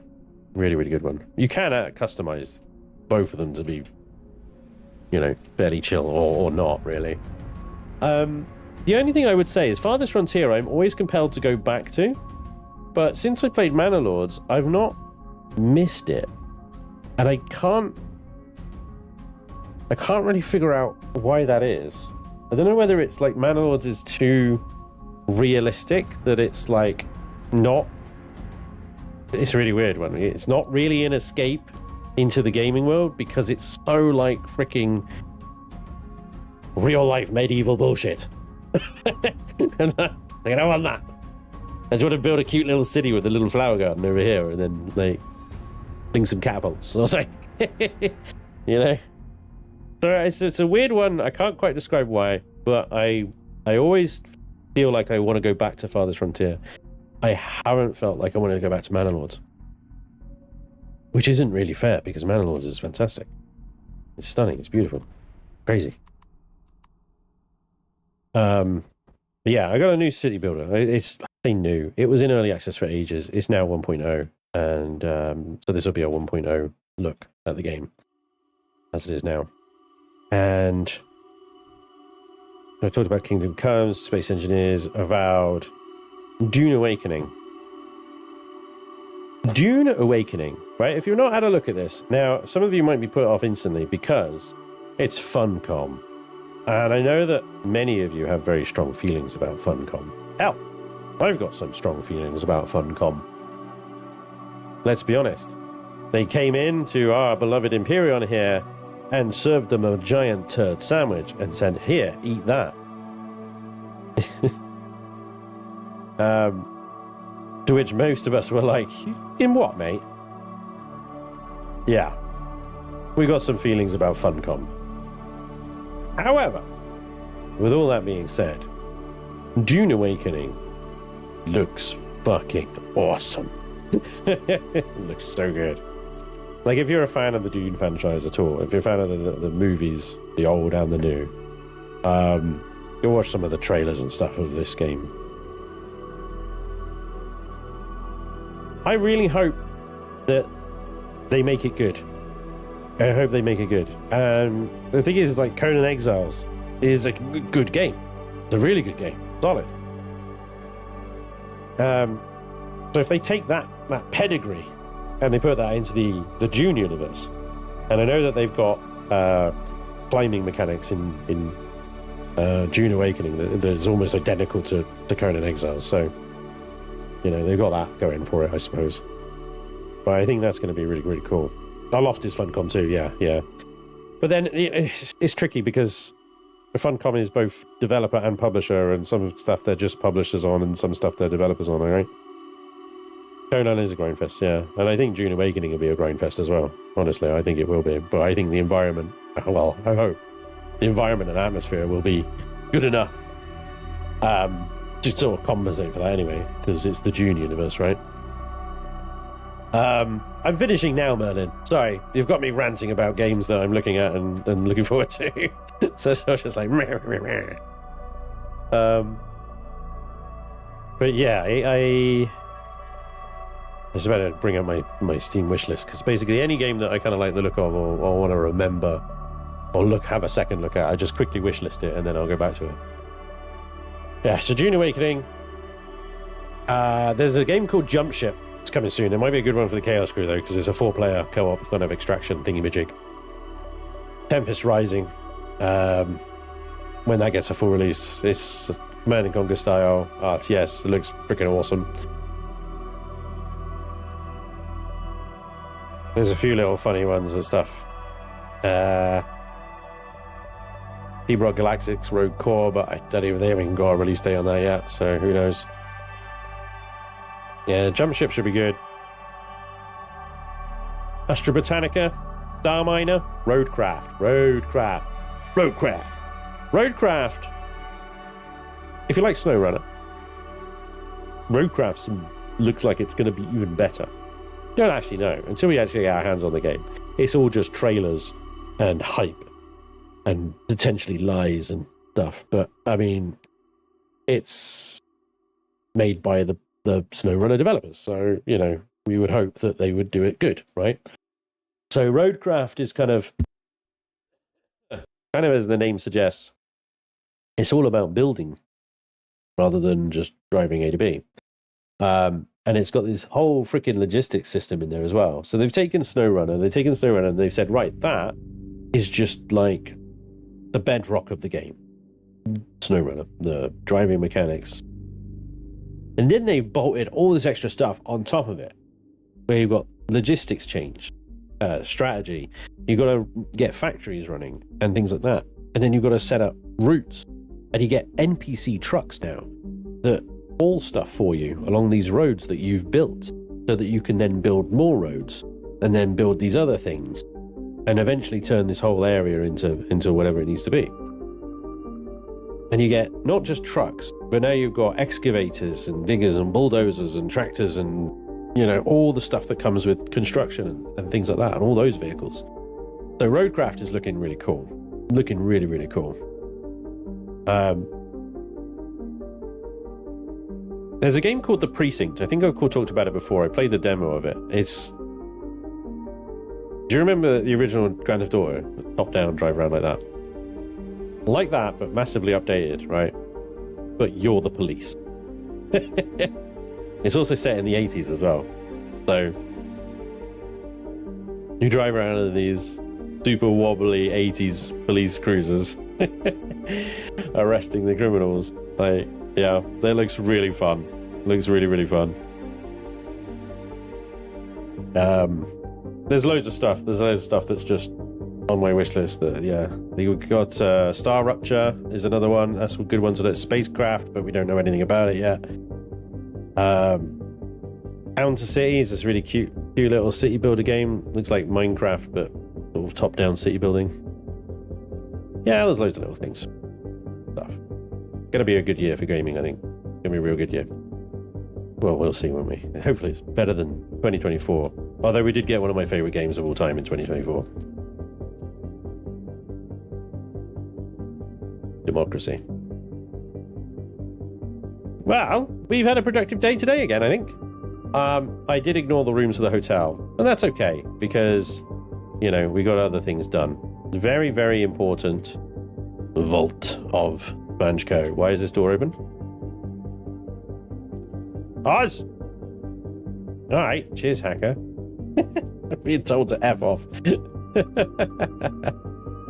Yeah, we did the vault. We had a bit of fun with the signal logic, but, yeah.